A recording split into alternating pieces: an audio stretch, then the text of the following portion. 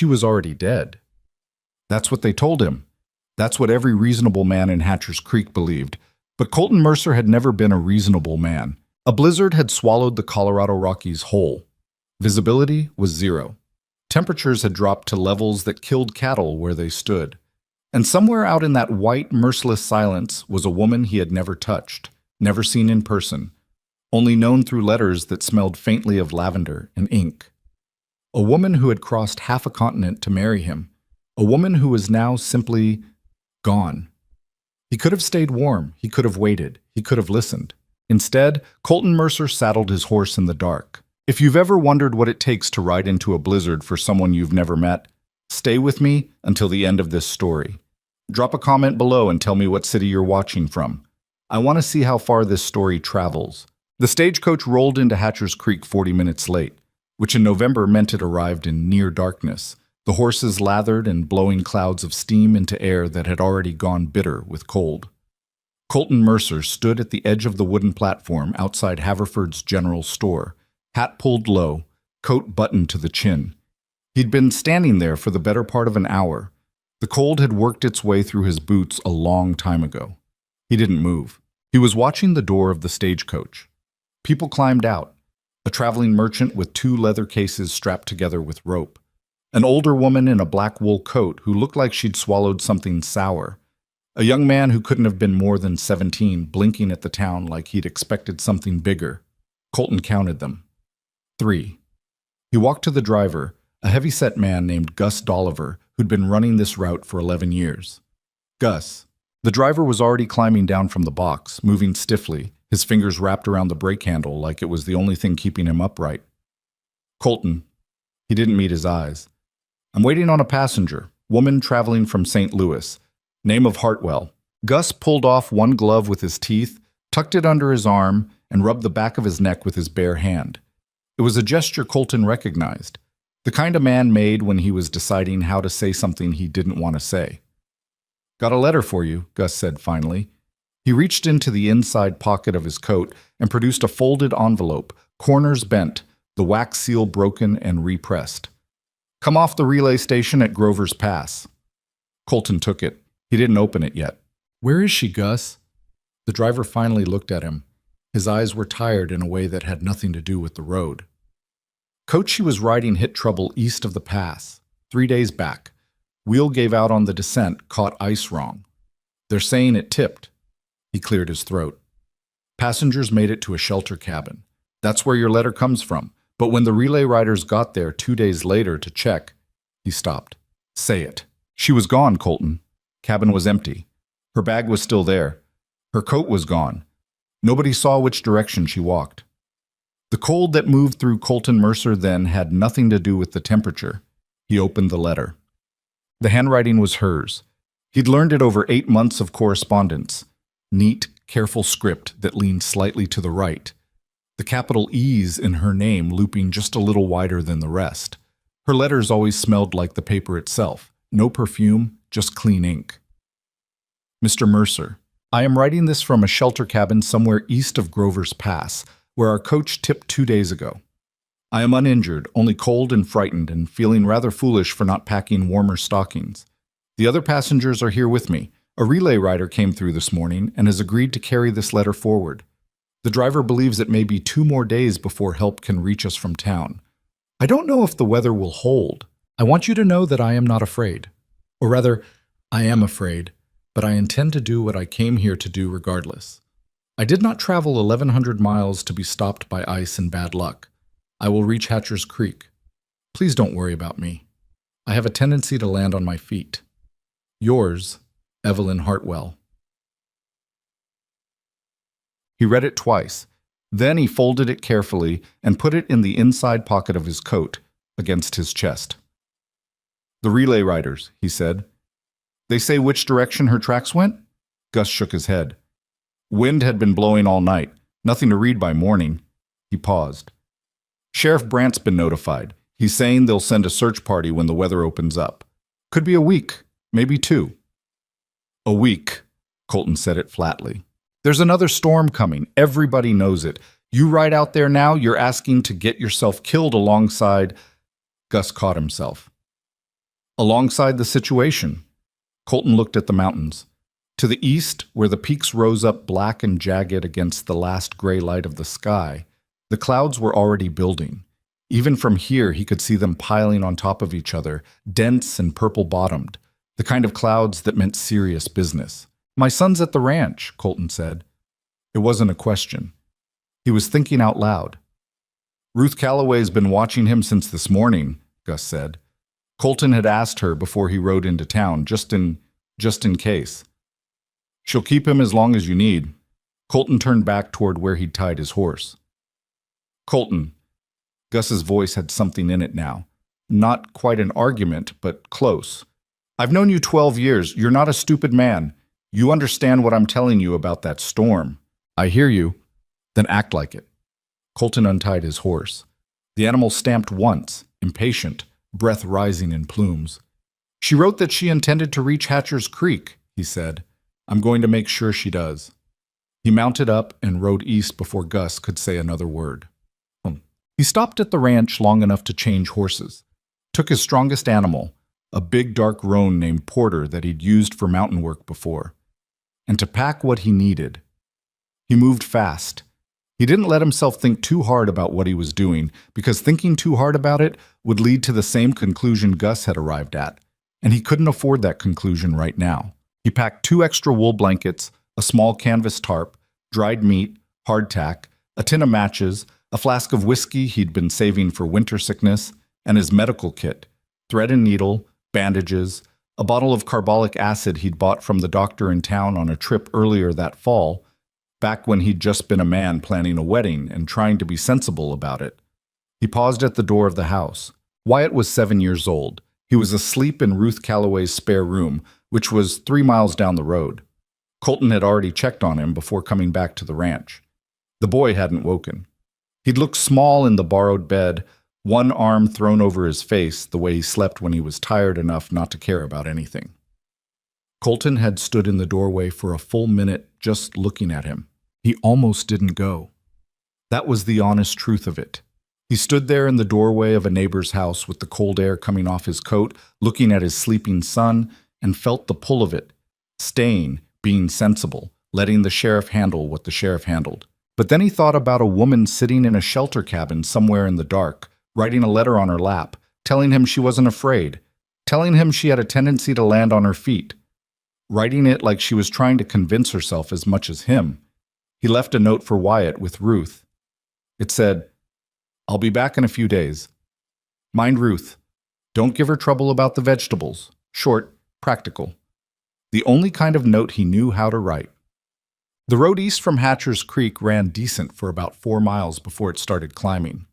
After that, it became something that was only a road because people insisted on calling it one. A frozen track through timber that narrowed and twisted and eventually disappeared altogether above the tree line, replaced by nothing but snow and instinct and whatever you remembered from the last time you'd been up this way. Colton had been up this way twice before. Once in summer, once in fall. Never in winter, because no reasonable person went into those mountains in winter unless they had no other choice. He rode through the night. The cold was extraordinary. Not the cold of a December evening back east, the kind people romanticized in stories. This was a working cold, a cold that had intentions. It came through the gaps between his collar and his hat. It found the places where his coat was thin at the elbows.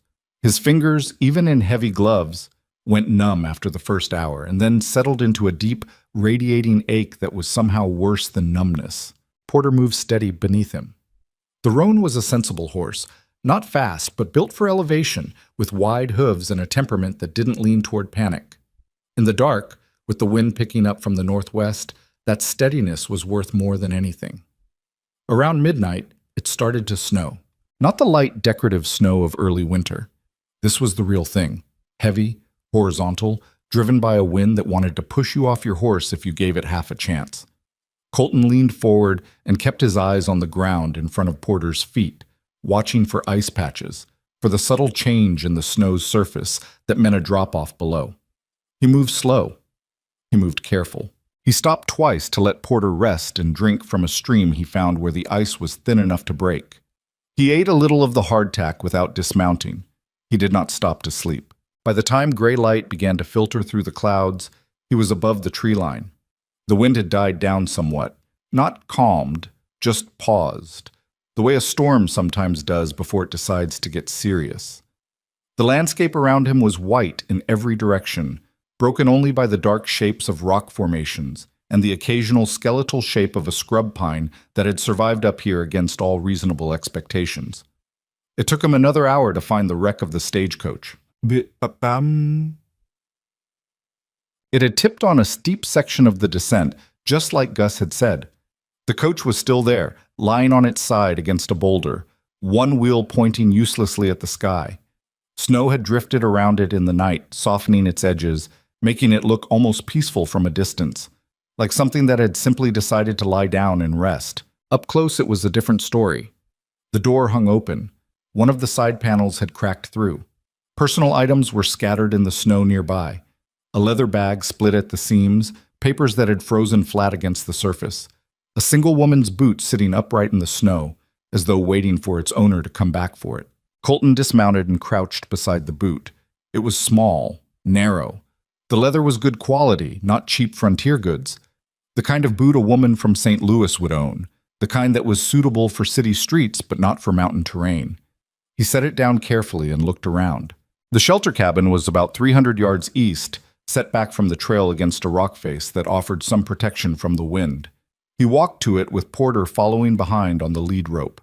The door was unlocked. Inside, a cast iron stove, cold, a wooden bench along one wall, a rough table, and against the far wall a traveling bag, dark brown leather, initials stamped in the corner, E.H. He picked it up. Inside, 2 dresses folded with care, a hairbrush, a small book, Jane Eyre, the cover worn at the corners, and at the bottom, wrapped in a handkerchief, a small photograph. A young woman, maybe 22 or 23, looking directly at the camera with an expression that was harder to read than most. Not smiling, photographs took too long for that, but not stiff either. There was something in her eyes that looked like she was paying attention to something just off to the side of the lens, something that had caught her interest. He looked at it for a moment. Then he put it back. Her coat was gone. Her bag was here. She'd left in a hurry, or she'd left without thinking she'd be gone long, or she'd left knowing exactly what she was doing and decided the bag would slow her down. He stood in the cabin and thought about that letter. I did not travel 1,100 miles to be stopped by ice and bad luck. I will reach Hatcher's Creek. She'd walked. She'd actually gotten up and walked out into the mountain winter alone, heading toward a town she'd never seen, toward a man she'd never met, because she had made a decision and she was going to see it through. Colton went back outside and looked west. The tracks were mostly gone. The overnight snow had seen to that, but not completely. In a sheltered stretch between 2 rock formations, where the wind hadn't reached as well, he could still make out the faint depression of footprints. Small, moving west, moving toward Hatcher's Creek. He mounted up and followed them. The tracks led him along the ridgeline for about 2 miles before dropping back into the timber below. He lost them twice, once on a section of exposed rock where snow hadn't stuck, once where a drift had swallowed them entirely. And both times he stopped, dismounted, walked in slow expanding circles until he picked up the trail again. The second storm front was coming. He could feel it in the air, a change in pressure, a deepening of the cold, the particular quality of silence that meant the wind was gathering itself before the next assault. He'd grown up in mountain country. He knew how much time he had. Not much. He pushed Porter faster, which wasn't fast.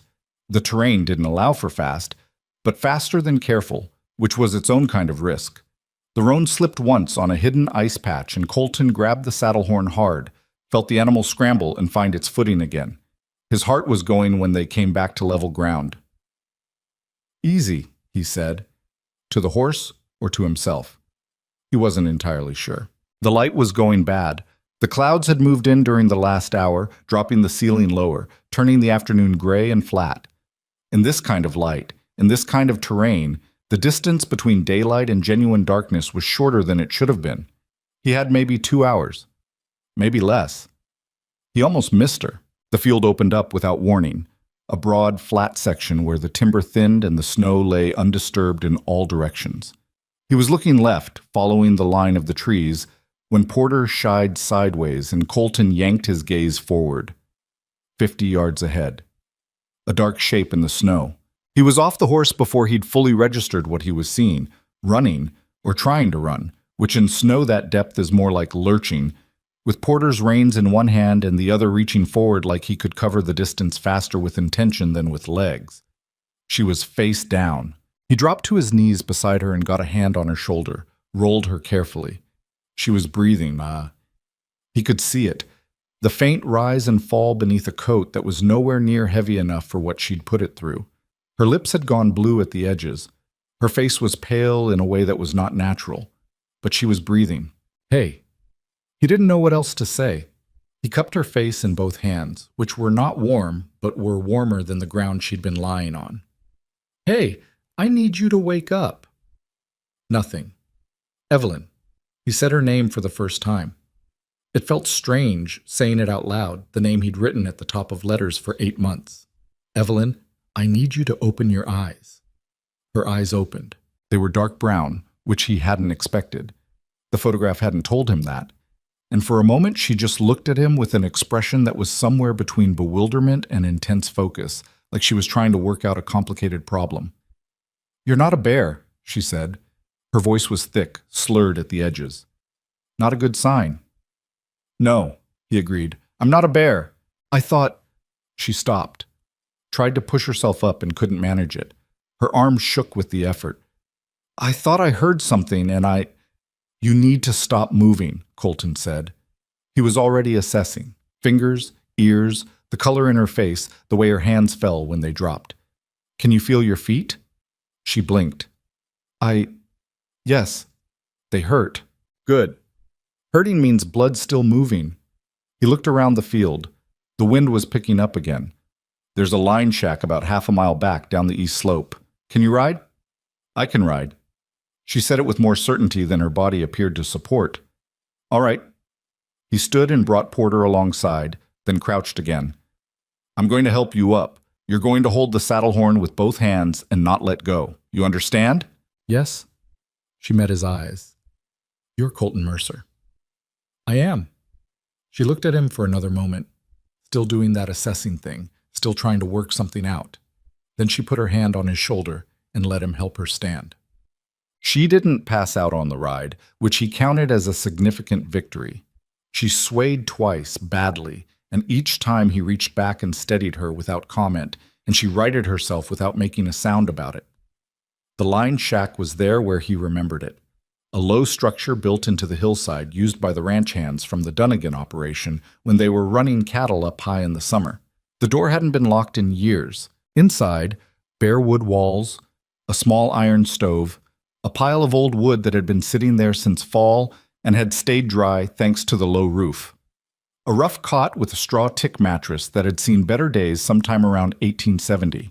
Colton sat Evelyn on the cot and got the stove going. His hands were barely working at this point. The ride hadn't done his fingers any favors. And it took him 4 matches and more time than it should have to get the fire caught. When it finally took, the relief was immediate and physical. He turned back to her. She was sitting with her hands clasped in her lap, watching him with that same concentrated attention she'd had when she opened her eyes in the snow. She'd stopped shivering, which was either a good sign or a very bad one. He moved to her immediately. Your hands, he said, sitting beside her on the cot. He took both her hands in his, felt how cold they were. Not dead cold, not white. That was something. Look at me. She looked at him. I need to get your boots off and check your feet. I know, but I need to. I understand, she said. No argument, no embarrassment about it, or if there was embarrassment, she put it somewhere else. Do what you need to do.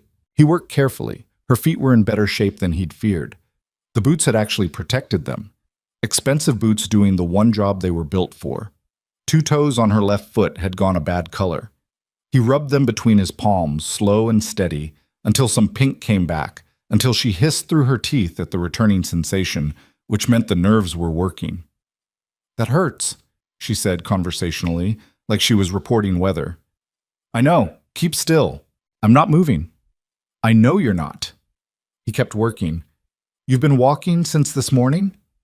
Since before light. She shifted slightly. I calculated the distance from where the driver told us we were, and I thought I could make it. I had a map.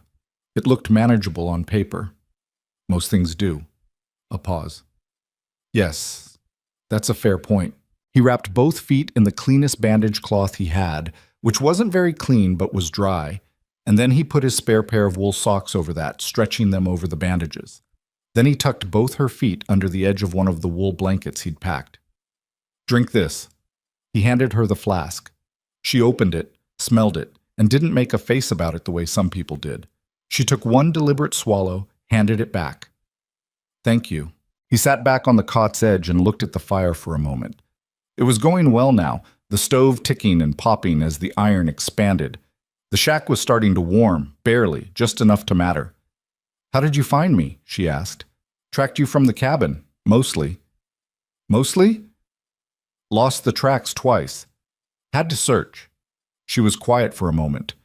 Outside, the wind had found the shack and was feeling around the edges of it, looking for weaknesses. The storm was coming in now for real. You rode out in this, she said. It wasn't a question. Yes. They told you not to. Someone told you not to. Gus Dolliver, the stage driver. He glanced at her. He was pretty clear about it. Evelyn looked at her hands in her lap. I wrote you a letter, from the cabin. I said not to worry. I read it. Then you knew I was probably all right. You said you had a tendency to land on your feet. I do, she said, and then seemed to hear the problem with that sentence given the current circumstances. Something moved across her face, not quite a smile, more like the ghost of one. Usually, he agreed. The fire snapped. Somewhere above them, the storm was making itself known against the roof, a low, steady drumming that would have been miserable if it hadn't also meant they were inside and not outside. I didn't know what you looked like, he said, after a while. Only the photograph. Same for me. She looked at him directly. She'd been doing that, measuring him, he thought, deciding something. You're taller than I expected.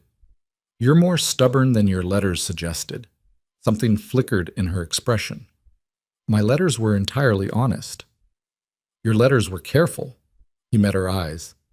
There's a difference. She held his gaze for a long moment. Not hostile, something more complicated than that, like she was recalculating. I suppose that's fair, she said finally. He stood and moved to the stove, added another piece of wood. His back was to her, and he thought about the 8 months of letters. He'd been careful in his own way, telling her the truth about the ranch, about Wyatt, about the winters, about what life out here actually was, because he'd heard enough stories about women who'd come west thinking they were signing up for one thing and arrived to find another. He'd been honest about the hardship, but he hadn't been honest about all of it. He hadn't told her, for instance, that he still didn't entirely understand why she was coming, a young woman from St. Louis with some education and apparently her whole life ahead of her.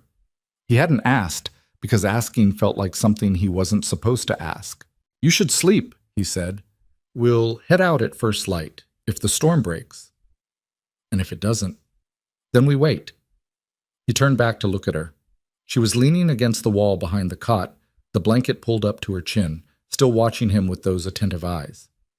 The shack will hold. We've got enough wood for 2 days and food enough for longer than that. Your son, she said. Wyatt. He's at a neighbor's place. He's fine. How old is he? 7. He sat down on the wooden floor near the stove, back against the wall. He stopped. Started again. His mother died 4 years ago. Fever. He said it plainly, the way you said the things that had been said so many times they'd worn down to just the facts of them. He's a good kid, quiet, smart, doesn't trust new people easily. Evelyn absorbed this without rushing past it. Neither do I, she said. Trust new people easily. He looked at her. My mother thought it was a defect, she continued. She said a woman who didn't make friends quickly would find herself alone. I told her I'd rather be alone than surrounded by people I couldn't trust. She paused. She didn't find that comforting. No, Colton said. I imagine not. She also didn't understand why I was coming here. Evelyn was looking at the stove now, at the small orange glow visible through the damper slot. She listed every reason it was unreasonable. The distance, the climate, the fact that I didn't know you, the fact that… She stopped. A long list. She wasn't wrong about some of it. No. She looked back at him. But she wasn't right about the part that mattered. What part was that? The wind hit the shack hard, a gust that rattled the door in its frame and sent a draft across the floor. Neither of them moved. That I'd be miserable, Evelyn said. She was certain I would be miserable. That I'd come here and find nothing but cold and hard work and regret it within a year. Colton said nothing. He was watching her face. I've been cold before, she said. Not like this, but some version of it. She paused. I worked in a textile office in St. Louis for 2 years after my father died. I sat at the same desk every day and did the same work and went home to the same rooms, and there was nothing wrong with any of it. It was perfectly adequate. She said the words like they had weight in them. I don't want perfectly adequate. Colton thought about the ranch. He thought about the particular quality of silence on a clear winter morning when the snow was fresh and the mountains were visible from the kitchen window.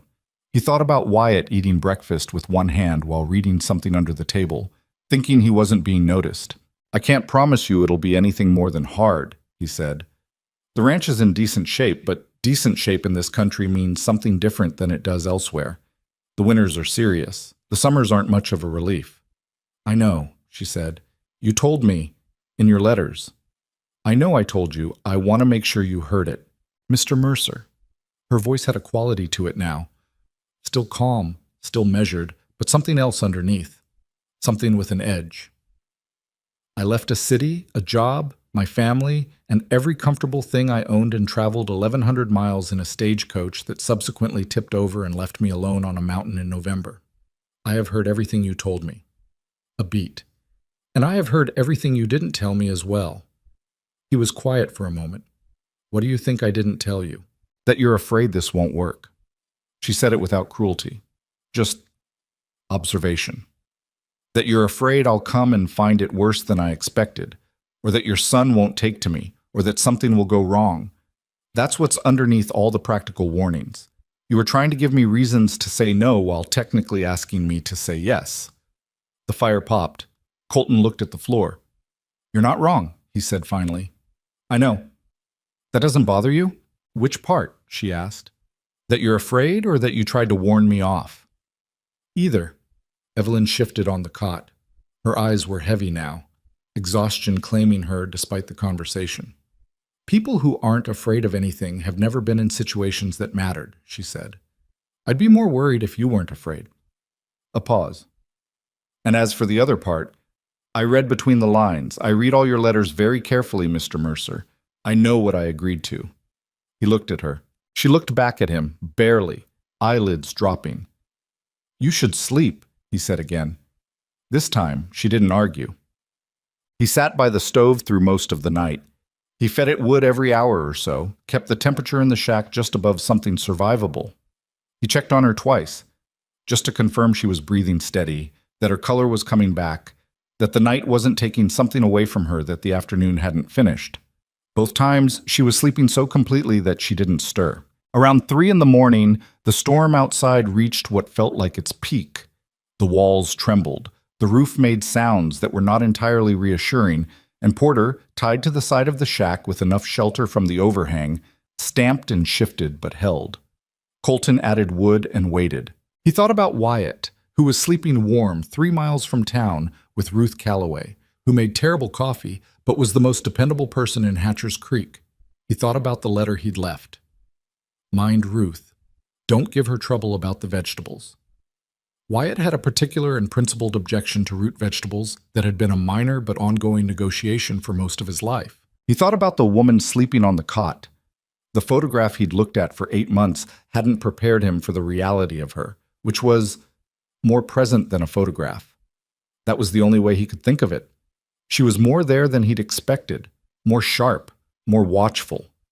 He'd read the letter so many times he'd built something in his mind, some version of Evelyn Hartwell made of words, and the actual woman was similar to it in all the ways that mattered and entirely different in ways he didn't have language for yet. She'd said, I know what I agreed to. He hoped that was true. He hoped it all the way to his bones, in the way you hoped for things that you understood were not entirely in your control. The storm broke some time before dawn. The drumming on the roof eased and then stopped. In the sudden silence, the shack felt different, smaller somehow, more real. Colton stood and went to the door and opened it a crack. The sky was beginning to go gray in the east. The snow had stopped. The air was still brutally cold, colder than before, in fact, the way it always got colder once a storm finished, but clear. He could see stars at the edge of the cloud bank, small and hard and very far away. Porter lifted his head and looked at him from under the overhang. "We're going soon," Colton told the horse. He went back inside and crouched beside the stove. He let her sleep another hour. When the sky had gone from gray to the pale, colorless light of early winter morning, he crossed to the cot and laid a hand gently on her shoulder. She was awake before he touched her. He could see it in the change in her breathing. "It's morning," he said. "Storm's done. We need to move." She sat up. Her hair had come loose from its pins while she slept and was falling around her shoulders, dark and disordered. She didn't seem particularly concerned about it. She looked at him with the eyes of someone who'd already cataloged where she was and what was happening before she'd fully risen to consciousness. "My feet," she said. "Try standing." She stood, tested her weight. Winced once, controlled it immediately, put her weight down more deliberately. "That'll do," she said. "It's 4 hours' ride to town in decent conditions." He handed her a strip of dried meat and a piece of hardtack. "Eat this. It's not good." "I'm sure it's fine." "It isn't. Eat it anyway." She did, without flinching about it, washing it down with a small amount of water from his canteen. He ate the same, standing by the stove's last warmth. "I want my bag," she said. "I know. It's at the shelter cabin. We'll go past it on the way down." She nodded, once, decisive. "Mr. Mercer." He looked at her. "Thank you for coming." She said it directly, without performance. "I know what it costs to ride out in that. I won't pretend I don't." He didn't know what to do with it, exactly.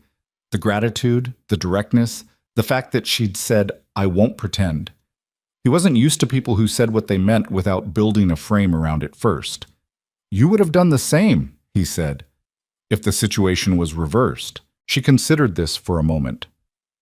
"Yes," she said, "I think I would have." He almost smiled, not quite, but close. "Let's ride," he said. They retrieved her bag from the shelter cabin and then descended toward the valley, Evelyn riding in front of him on Porter's back. It was the only option with one horse, and they'd settled it practically without either of them making it awkward, which he noticed. The horse moved carefully, picking its way through the aftermath of the storm, and Colton kept one arm loosely at her back to steady her on the rough sections without making a production of it. She didn't talk much on the ride down. Neither did he. There wasn't much to say that the situation hadn't already said, and he was the kind of man who didn't add words to fill silence. What he noticed was that she didn't either. That, he thought, that was something. The valley came into view around mid-morning, the smoke from Hatcher's Creek's chimneys, the dark line of the main road, the distant shapes of buildings against the white landscape. Even from a distance, he could see that word had gotten out. There were people near the edge of town. Someone had seen them coming down the ridge. He could feel Evelyn go still in front of him. "They're watching," she said. "Small town. They watch everything. What will they think of this?" She didn't specify what this was. She didn't need to. "Some of them will think I was a fool for riding out," he said. "Some of them will decide something about you before you've opened your mouth. Give it time." He paused. "Or don't. Either way, you'll prove them right or wrong yourself. That's the only way it works out here." She was quiet for a moment. "Your letters," she said, "mentioned once that you didn't have much patience for other people's opinions." "I don't? That's one of the things I liked about your letters." Porter walked steadily toward the town. The figures at the edge of the road were taking shape now. He could make out Gus Dolliver, and beside him the taller shape of Dr. Ambrose, which meant Gus had had the sense to bring him. Colton was grateful for that, at least. Evelyn Hartwell sat straight on the horse ahead of him, her recovered bag slung across her lap, her borrowed socks visible above boots that had seen better days. Her hair was still loose. She'd made no effort to fix it. He thought, she came 1,100 miles. He thought, she walked out of a cabin alone in November. He thought, she said, I know what I agreed to, and she meant it. The town came up to meet them, and the watching began, and Colton Mercer rode beside the woman he'd gone looking for through one of the worst nights of his life and found alive on the other side of it, and did not think, even for a moment, that he had been a fool to go. Dr. Ambrose was a small man with large hands, and the particular manner of someone who had seen enough frontier medicine to be unsentimental about almost everything. He met them at the edge of town, took one look at Evelyn, and said nothing to Colton at all. Just reached up and helped her down from Porter with a practiced efficiency that suggested he'd assessed the situation in about 4 seconds and moved on to the solution. Can you walk? He asked her. Yes. Both feet? The left one's worse than the right. All right, my office is 50 yards. Take my arm if you need it. She didn't take his arm. She walked the 50 yards herself, with a gait that was careful and slightly uneven and clearly cost her something, but she did it without asking for help and without making it a performance. Colton watched her go, and then turned to find Gus Dolliver standing beside him with an expression that was trying very hard to be neutral. She's alive, Gus said. She is. You're both alive. We are. Gus looked at him for a long moment. Then he took Colton's horse by the bridle without being asked and led Porter toward the livery, shaking his head in a way that managed to communicate both relief and a deep personal frustration at the entire situation. The town watched. That was the thing about Hatcher's Creek. It was small enough that anything out of the ordinary drew people to doorways and windows without anyone having to announce it. Colton walked toward Dr. Ambrose's office through a gauntlet of observation that he felt on the back of his neck like a second cold. He didn't look at any of them. He kept walking. Inside the doctor's office, Evelyn was already seated on the examination table with her boots off, and Ambrose was doing to her feet exactly what Colton had done in the shack, with the addition of better lighting and a professional's vocabulary for what he was finding. He looked up when Colton came in. 2 toes on the left foot with superficial frostbite. The rest is intact. He set her foot down with the same care he'd have given a piece of equipment he was putting away. She got lucky. Another hour outside in those temperatures and we'd be having a different conversation. I know, Colton said. I need to bandage these properly, and I need her off her feet for at least 3 days. He looked at Evelyn. You understand that? 3 days, she repeated. Not agreement, exactly. More like she was filing the information away to negotiate with later. 3 days minimum, Ambrose said, reading her accurately. Or I'll be taking toes instead of treating them. Your choice. She didn't argue after that. The question of where she would stay for those 3 days was resolved, without anyone actually making a formal decision about it, by Margaret Calloway, Ruth's sister-in-law, who ran the town's only boarding house and appeared in the doctor's doorway about 20 minutes after Colton arrived, wearing her good coat over her house dress, having clearly walked there directly upon hearing the news. She'll stay with me, Margaret announced to the room. This was not a question. I have the front room empty. It's warm and it's clean and it's not a doctor's office. She looked at Evelyn with the particular expression of a woman who had decided something and was simply waiting for the universe to catch up. You'll be comfortable. Evelyn looked at Colton. It was a brief look, not asking permission, more like checking his read on the situation. Margaret's a good woman, he said. You'll be fine there. All right, Evelyn said. To Margaret, thank you. Margaret waved a hand that dismissed the thanks as unnecessary and began organizing the practicalities of getting Evelyn from the examination table to the boarding house with the focused energy of someone for whom helping people was primarily a logistical exercise. Colton stayed until Evelyn was settled, helped carry her bag, stood in the doorway of the front room while Margaret showed her where the wash basin was and where the extra blankets were kept. The room was plain, white walls, a braided rug, a window that looked out on the main street. But it was warm, and it was solid, and it was not a line shack. Evelyn sat on the edge of the bed and looked around the room with an expression he couldn't entirely read. I'll come by tomorrow, he said. She looked at him. Something moved through her eyes. Not quite relief, and not quite anything else he had a name for. All right, she said. He nodded once and left before he could say anything else, because he was not a man who knew how to end conversations gracefully, and he'd already used up whatever social capacity he had for the day. Outside, the cold hit him again, and he stood on the wooden sidewalk for a moment, looking at nothing in particular, feeling the specific exhaustion of a man who had been awake for 30-something hours and was only now allowing his body to acknowledge it. He needed to get Wyatt. He got back on Porter, who had been watered and briefly rested at the livery thanks to Gus, and rode the 3 miles to Ruth Calloway's house with his eyes barely open and his body running on something that was mostly stubbornness at this point. Wyatt was in Ruth's kitchen when Colton walked in. The boy was sitting at the table with a bowl of something in front of him, and he looked up when his father came through the door with an expression that cycled through several things very quickly. Relief, anger at the relief, an attempt to look like none of that had happened, before settling on a studied neutrality that was completely unconvincing. "You were gone a long time," Wyatt said. "I know. Ruth said you went to find the bride lady." "I did." Wyatt poked at whatever was in his bowl. "Did you find her?" "I did." The boy was quiet for a moment. He had his mother's coloring, dark hair, a face that kept its feelings close, but he had Colton's way of going still when he was thinking hard about something. "Is she dead?" "No, she's at Margaret Calloway's boarding house. She'll be fine." Another silence. Wyatt put his spoon down and looked at the table. "Was it bad? Out there?" Colton pulled out the chair across from his son and sat down. His bones wanted to stay sitting for about a week. "It wasn't good." "But you're okay." "I'm okay." Wyatt picked up his spoon again. He didn't say anything else, and Colton didn't push it. He knew his son well enough to know that this was not the end of the conversation, just the end of this portion of it. Wyatt would come back to things in his own time, at an angle, when he'd worked out what he actually wanted to know. Ruth brought Colton a cup of coffee and a plate of food without being asked, and then made herself scarce with the instincts of a woman who understood when a room needed to be smaller. He ate. He drank the coffee. Wyatt finished his bowl of what turned out to be some kind of turnip and potato combination that he was clearly enduring rather than enjoying. "She didn't turn back," Wyatt said, eventually, to the table. "What?" "The bride lady.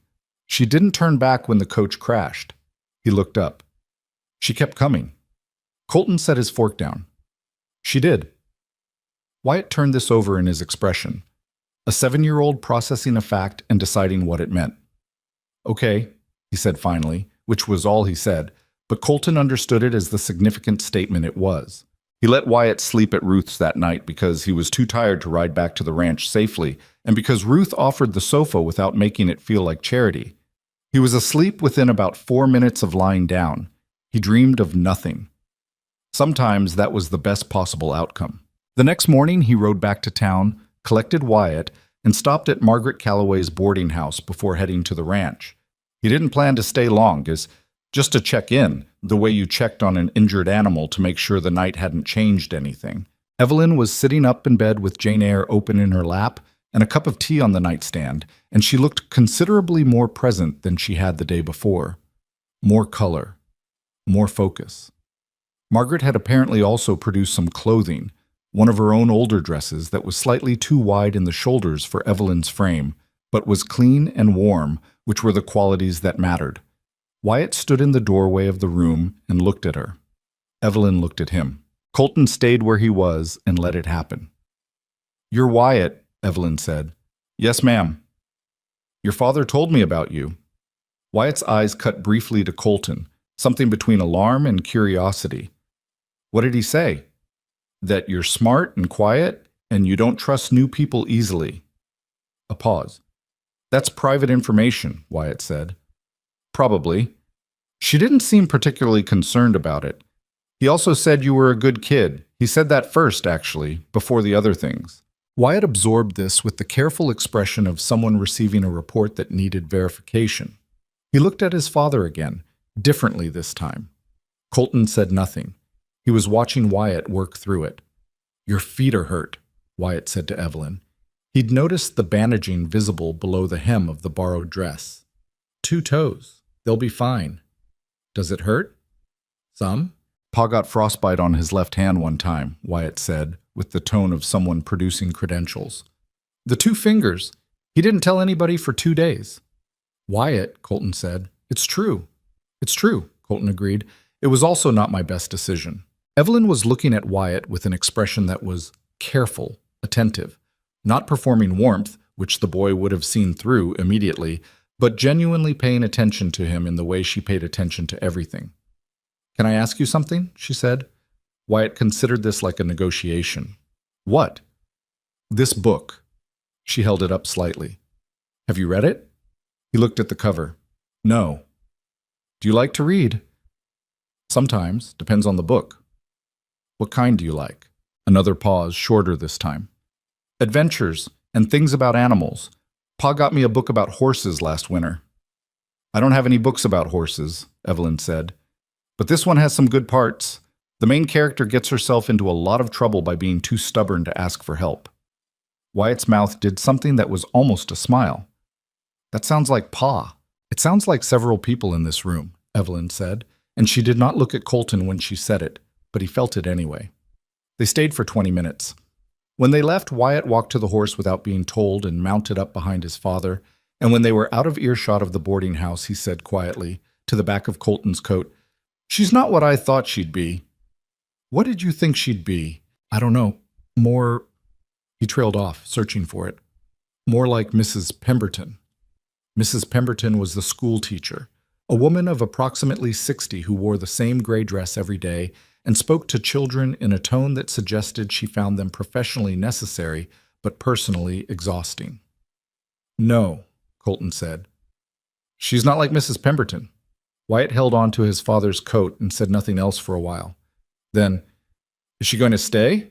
It was the question Colton had been turning over since the line shack, since the ride down from the mountains, since Evelyn Hartwell had sat on an examination table and told the doctor 3 days like it was a sentence she intended to appeal. "She says she is," he said. "Do you think she means it?" He thought about her walking 50 yards on frostbitten feet rather than taking the doctor's arm. He thought about her sitting up reading, wearing a dress that didn't fit, drinking someone else's tea in a room she'd never seen before, looking like she'd made peace with all of it. "I think she means most things she says," Colton said. "Yeah." Wyatt seemed to find this adequate. He held on, and they rode back to the ranch through the cold. The 3 days became 4, because Dr. Ambrose was not a man who revised his estimates lightly, and on the second day he'd found a spot on Evelyn's right heel that he wanted to watch for another 24 hours before declaring victory. She accepted this with visible restraint and spent the extra day reading and talking to whoever came through Margaret's boarding house, which in a small town meant she had effectively met half of Hatcher's Creek by the time she was cleared to walk. People came with food. That was how it worked out here. An injured stranger showed up, and the town's instinct was to bring casseroles and opinion in roughly equal measure. Margaret's front room became a kind of informal gathering point, with women Evelyn had never met arriving with pots of soup and baskets of bread, and invariably questions that were dressed up as conversation. Nora Whitfield came on the second day.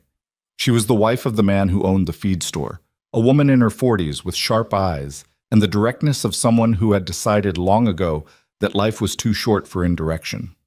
She sat across from Evelyn with a cup of Margaret's coffee and looked at her steadily. "You're younger than I expected," Nora said. "People keep saying that," Evelyn said. "It's because Colton's been alone long enough that people picture him with someone who has more—" She paused, choosing. "More mileage." "I've had a reasonable amount of mileage for my age," Evelyn said. Nora's expression shifted slightly, reassessing. "You from St. Louis, originally. Born there. Grew up there." Evelyn set her tea down. "My father had a business, dry goods.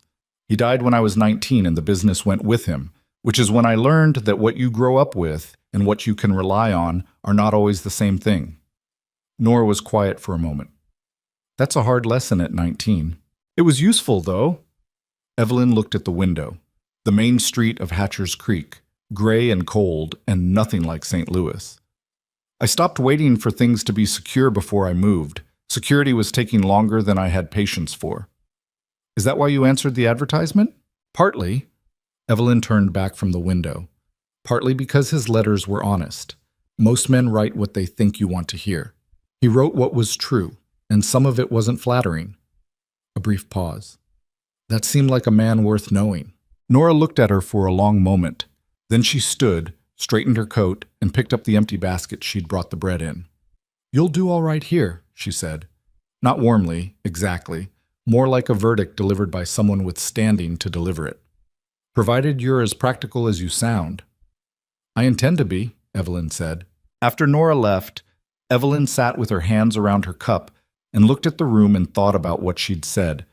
I stopped waiting for things to be secure before I moved, and whether she believed it as much as she'd made it sound. She believed it enough. That was the most honest answer. She believed it enough to have gotten on a stagecoach, enough to have walked out of that shelter cabin, enough to still be here rather than looking into the cost of a ticket back east. That would have to be sufficient. Colton came by each of the 4 days. He never stayed long. He had a ranch to run, an animal operation that didn't pause for weather or personal situations, and Wyatt had school 3 days a week and the kind of 7-year-old energy that required management. But he came, and he sat in the chair beside the window, and they talked. Not about the future, not about logistics or plans or what the wedding would look like. They talked about other things, the ranch, specific and detailed, because he'd discovered she actually wanted to know and wasn't asking to be polite. About the cattle operation, the winter grazing situation, the fence line on the north pasture that had been giving him trouble since October. She asked questions that were specific and sometimes surprised him. She'd clearly read more about cattle ranching than he'd expected, which he mentioned. I had 4 months to prepare, she said. I went to the library. In St. Louis. They had 3 books on frontier agriculture and 1 on cattle management. I read all of them. He looked at her. How much of it was useful? About half. She considered. The cattle management book was written by someone who had clearly never been west of Ohio, but the principles were sound. He almost said something about her going to the library to prepare to marry a man she'd never met, and the particular commitment that represented going to the library, taking notes probably, treating a mail-order marriage like a subject to be studied. But he let it go. He filed it away instead, in the same place he was filing all the things about her that were more than he'd expected. On the 4th day, Dr. Ambrose declared her cleared for walking, moderate activity, and no sustained standing for another week. She thanked him with the same directness she applied to everything and asked him what she owed him. He told her. She paid him from a small purse she produced from her bag without any drama about it. He looked faintly surprised. Colton suspected he'd expected her to defer to the man, to say speak to Colton about it, or something similar. She didn't. She settled her own bill and said good morning and walked out of his office under her own power. That afternoon, standing on the sidewalk outside Margaret's boarding house with her bag at her feet and the main street of Hatcher's Creek arranged in front of her in all its rough, unpolished reality, Evelyn Hartwell made the decision that she'd been working toward since she'd climbed out of a wrecked stagecoach on the side of a mountain. She didn't make it out loud. She didn't announce it to anyone. She just looked at the town, the rutted street, the wooden buildings, the mountains beyond them that were beautiful and absolute and did not care about her at all, and felt something settle in her chest. Not comfort exactly. More like resolution. The kind that comes when you've been arguing with yourself for long enough and one side finally wins. Colton arrived with the wagon at 2:30. Wyatt was in the back, sitting on a folded blanket, watching her with the careful eyes of a child who was still making up his mind about something. Ready? Colton said. He'd climbed down from the wagon and was standing in the street with his hat in one hand, which she'd noticed was what he did when he was uncertain about the social requirements of a situation. Yes, she said. He loaded her bag. She climbed up onto the seat beside him without assistance, which he let her do. Wyatt scooted forward in the back so he could see between their shoulders. They drove out of town with a few people watching from doorways. Nora Whitfield raised a hand from the window of the feed store. Evelyn raised one back. The road to the Mercer Ranch ran south from town and then west, climbing gradually into the foothills. It was a good road by local standards, maintained mostly clear of rock, but it was nothing like the streets she'd grown up on. The landscape was extraordinary in the way that things were extraordinary when they were entirely indifferent to being looked at. She watched it go by and didn't try to make it into something comfortable. How long until we reach the ranch? She asked. About 40 minutes in clear weather, Tim. Colton kept his eyes on the road. Longer in snow. Is it always this cold in November? No, sometimes it's worse. She absorbed this without comment. Beside her, she felt him glance sideways briefly, checking her reaction. Your house, she said. How many rooms? 4 kitchen, main room, 2 bedrooms. A pause. It's not large. That's fine. 4 rooms is more than adequate. From the back, Wyatt said, There's also the loft. Pa lets me sleep there in summer when it's hot. The loft was the original sleeping space when the house was built, Colton said, before I added the second room. You built the house? Evelyn asked. Most of it. The original structure was already there. I added the second bedroom the year Wyatt was born. She thought about that. A man adding a room onto a house for a child that was coming. The particular kind of anticipation in that act. Practical, not sentimental, but not without sentiment either. Did you build the barn as well? Extended it. 2 of the ranch hands helped with that. Took most of a summer. They talked like that for the rest of the drive. Specific, practical, nothing that required more than they were ready to give. It was, she thought, the same quality their letters had. A kind of honesty that worked by staying close to the concrete. She'd found it easier to be truthful with him in writing than she'd found it with most people in conversation. And she was finding now that the conversation had the same quality as the letters, which relieved something she hadn't entirely known she'd been carrying. The ranch came into view around a bend in the road. It was smaller than she'd imagined, which wasn't a criticism, just an adjustment. A white house with a covered porch. A large barn, dark-sided. Several outbuildings. Fencing that ran in both directions farther than she could see. Smoke coming from the chimney. Wyatt had left a fire going before they came to town. She registered this as the habit of a 7-year-old who had learned early that certain things mattered. Colton stopped the wagon in front of the house and climbed down. She climbed down on her own side. The ground was solid under her feet, different from the mountain terrain, lower and more stable, and she felt the difference through her still healing feet with something that was close to gratitude. She stood in front of the house and looked at it. It was not what she'd imagined. It was not worse than what she'd imagined either. It was simply real, which was different from imagined in ways that couldn't be accounted for in advance. Wyatt dropped out of the wagon bed and landed in the snow and looked at her. You want to see inside? He asked. The question was casual, covering something less casual. Very much, she said. He led her up the porch steps and through the front door with the particular gravity of a child showing someone something that mattered to him. And she followed him inside and looked at the kitchen with its iron stove and the main room with its 2 chairs by the window and the shelf of books along one wall. And she thought, this is where it starts. Not perfectly, not easily, not without the 100 small difficulties that came with 2 people and a child learning each other in close quarters, in winter, in the mountains. But here, this was where it started. The first 2 weeks at the Mercer Ranch were not difficult in the ways Evelyn had prepared for. She had prepared for cold. She had prepared for the physical demands of frontier housekeeping, the hauling of water, the management of a wood stove that had opinions about how it wanted to be fed, the particular arithmetic of making limited supplies stretch. She had read her books. She had thought it through. And the cold was indeed cold, and the stove did indeed have opinions, and water did not arrive at the kitchen without someone going to get it first. What she had not prepared for was the silence between 3 people learning how to occupy the same space without a shared history to fall back on. It wasn't hostile. That was the thing she kept coming back to in the first days when she lay in the second bedroom. Colton had insisted on the bedroom. He'd moved his own things to a cot in the main room without making a discussion of it, and listened to the house settle in the cold. It wasn't hostile, and it wasn't cold in the human sense, and nobody was unkind. But there was a careful quality to everything, the way people moved around each other when they were still mapping the boundaries. Colton said what needed to be said and not much more. Wyatt watched her from the middle distance, always paying attention, rarely engaging directly unless she approached him first. She understood it. She even respected it, in the way she respected things that were honest about what they were. But understanding something and finding it comfortable were different matters. She had been there 4 days when she broke the silence in a way that nobody planned. It was early morning, before full light, and she had woken to the sound of Colton moving in the main room. She'd learned quickly that he rose before anyone and had the fire going and coffee made by the time the sky started to lighten. She'd been lying there, deciding whether to stay in bed or get up, when she heard a second sound, lower. Somewhere between a thud and a crash, followed by a silence that lasted just long enough to be concerning, followed by Colton's voice saying something short and sharp that she couldn't make out.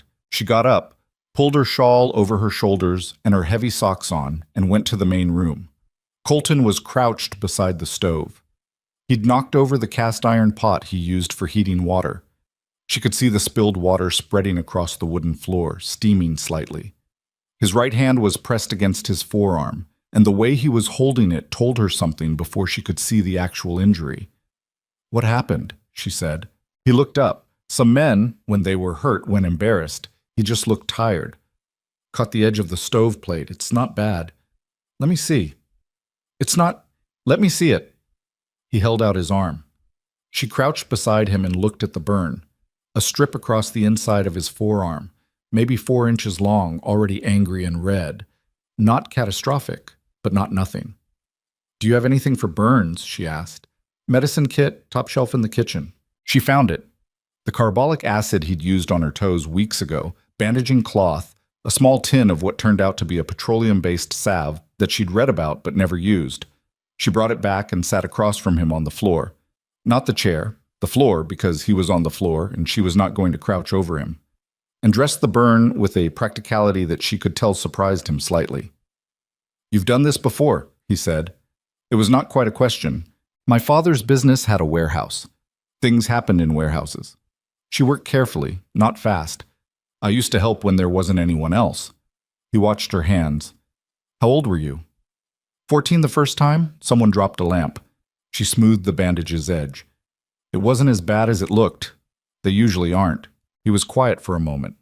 She finished and sat back. The water on the floor had stopped steaming. Outside, the first gray of morning was appearing at the kitchen window. "Thank you," he said. "You're welcome." She stood and got the mop from beside the back door and cleaned the water off the floor, because it needed doing and because she was already up, and because doing something with her hands was easier than deciding what to say next. He watched her do it. Then he got up and started the coffee, and she finished the floor, and they worked around each other in the small kitchen without getting in each other's way, which was a kind of progress. Wyatt came down at his usual time and found them both in the kitchen and looked at his father's bandaged arm and said, "What happened to your arm?" "Burned it." "On the stove?" "Yes." Wyatt looked at Evelyn. "Did you fix it?" "I dressed it," she said. "It'll heal on its own." The boy nodded with the solemnity of someone processing new information about how the household worked. Then he sat down at the table and accepted the bowl of oatmeal Evelyn set in front of him, and that was, without ceremony, without announcement, the first morning that felt like something other than careful strangers being careful with each other. The town was a more complicated situation. Hatcher's Creek was not unfriendly. It was watchful, which was different. A small community in hard country developed opinions about strangers the way trees developed rings, slowly, based on accumulated evidence, and not easily revised. Evelyn had made a reasonable impression in her 4 days at the boarding house, but a reasonable impression in a parlor was one thing. What people were actually waiting to see was how she held up against the rest of it. The rest of it began on the second Saturday, when Colton drove her into town for supplies, and she encountered Harold Fisk outside the general store.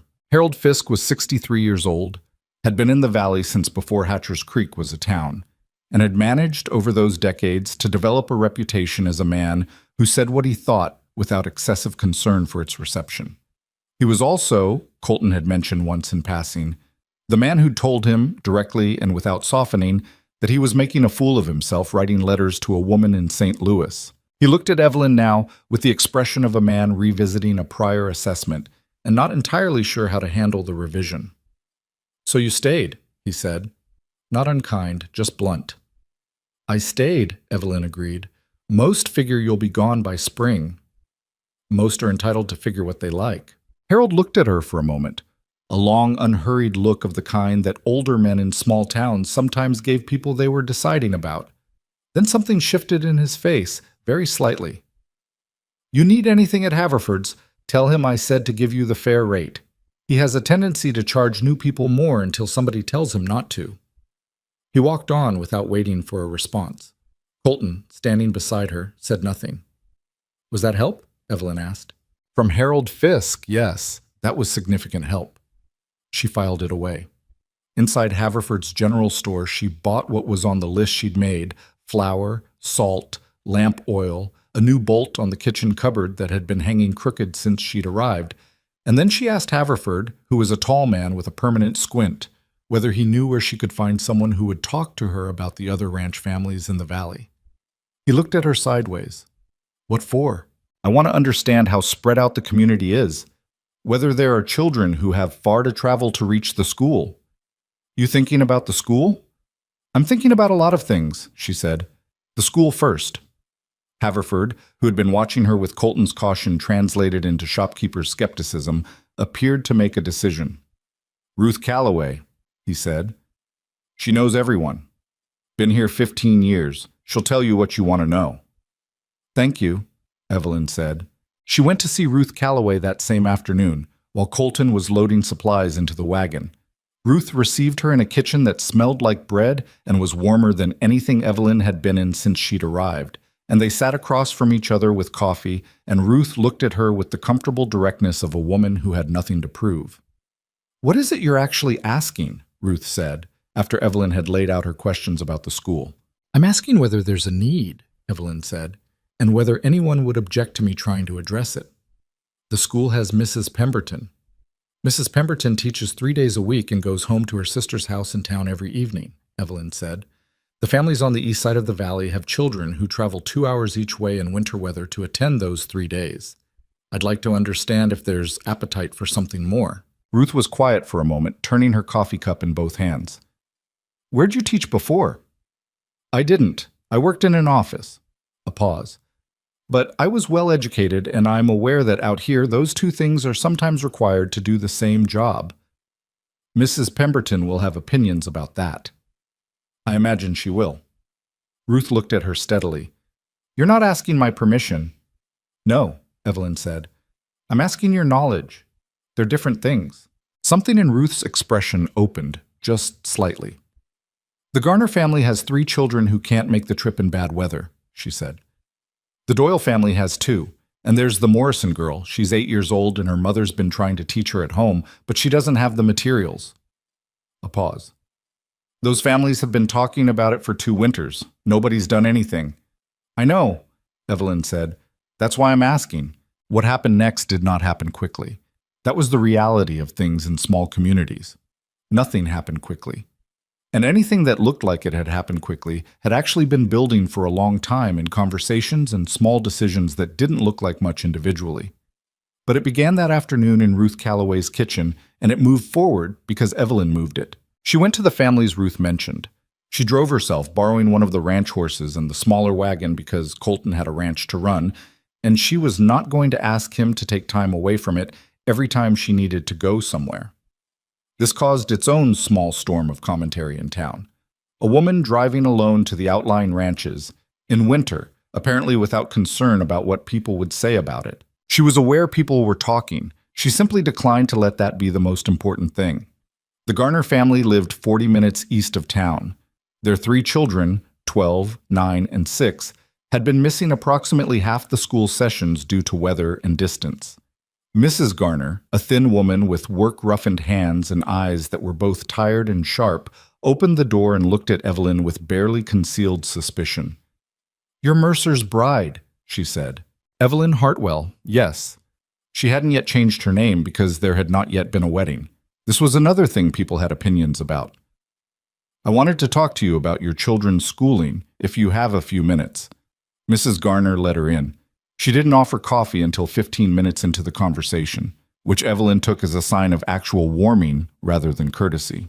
By the time Evelyn left the Garner homestead, she had a promise that the family would attend a meeting at the Hatcher's Creek Church Hall on the first Saturday of December, if such a meeting were to be organized. She drove to the Doyle family next, then the Morrisons. She came home in the late afternoon with cold hands and a list of names and a clearer picture of what the valley actually needed than anyone had apparently taken the trouble to gather before. Colton was in the barn when she arrived. He came out when he heard the wagon and stood in the barn doorway watching her climb down and tie the horse, and there was something in his expression that she couldn't entirely read, something between uncertainty and something else she didn't have a name for yet. "You went to the Garner place," he said. Nora Whitfield had apparently mentioned it at the feed store, small town, and the Doyles, and the Morrisons. He came forward and took the horse's bridle without comment, began unhitching the traces. She helped, which she'd been learning, not perfectly, not with the efficiency of someone who'd done it for years, but competently enough that he'd stopped asking her if she needed help. "What are you planning?" he said. Not accusatory, genuinely asking. "A community meeting, to talk about expanding the school's reach." She pulled the left trace free and looped it. "There are at least 12 children in this valley who aren't getting consistent education because the current arrangement doesn't account for distance and weather." He was quiet for a moment, working. "Mrs. Pemberton is not going to like this," he said. "Mrs. Pemberton is going to like that someone else is willing to do additional work with no pay," Evelyn said, "once she thinks about it." A pause. Something shifted in his expression, almost a smile. Almost. "You've talked to her already." "I stopped at her house on the way back." Evelyn reached for the other trace. She was difficult for the first 10 minutes, then she was practical. Colton looked at her. The late afternoon light was coming through the barn door at a low angle, the kind of winter light that was thin and specific, and it fell across her face while she worked, and he thought, not for the first time, but with more clarity than before, that she was not what he'd expected, and that this was entirely to his advantage. "You need anything from me?" he said. "The use of your name when I talked to Harold Fisk about using the church hall." She glanced at him. "He'll say yes faster if it comes from you as well." "He'll say yes because he already likes you," Colton said. "But fine." She seemed to file this away with interest. "He likes me?"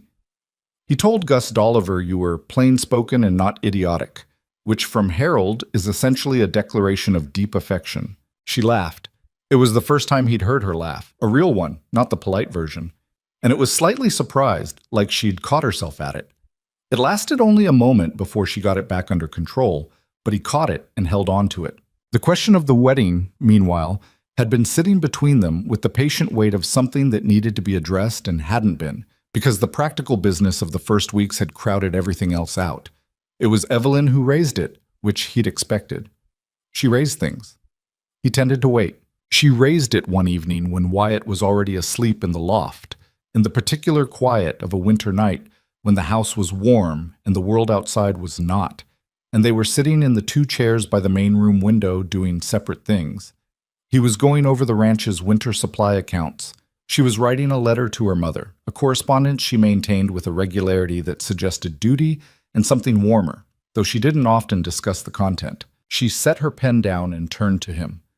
"We should talk about the wedding." He set down his papers. "All right.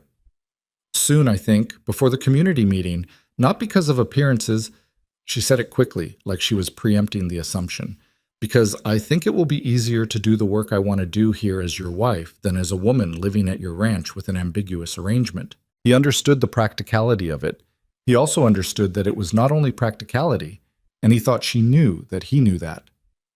"Soon," he said. "I can speak to Reverend—" "Not a church ceremony," she said. It came out flat, and then she corrected its tone. "I'd prefer not, if that's acceptable." A beat. "A civil ceremony would suit me, if it suits you." He looked at her. "It suits me," he said. Something in her shoulders, something small and held, released slightly. "Good." She picked up her pen again. "Are there family members you need to notify?" "My brother in Denver? We're not close. I'll write him." "I'll write my mother." She paused over the page. "She'll have something to say about it."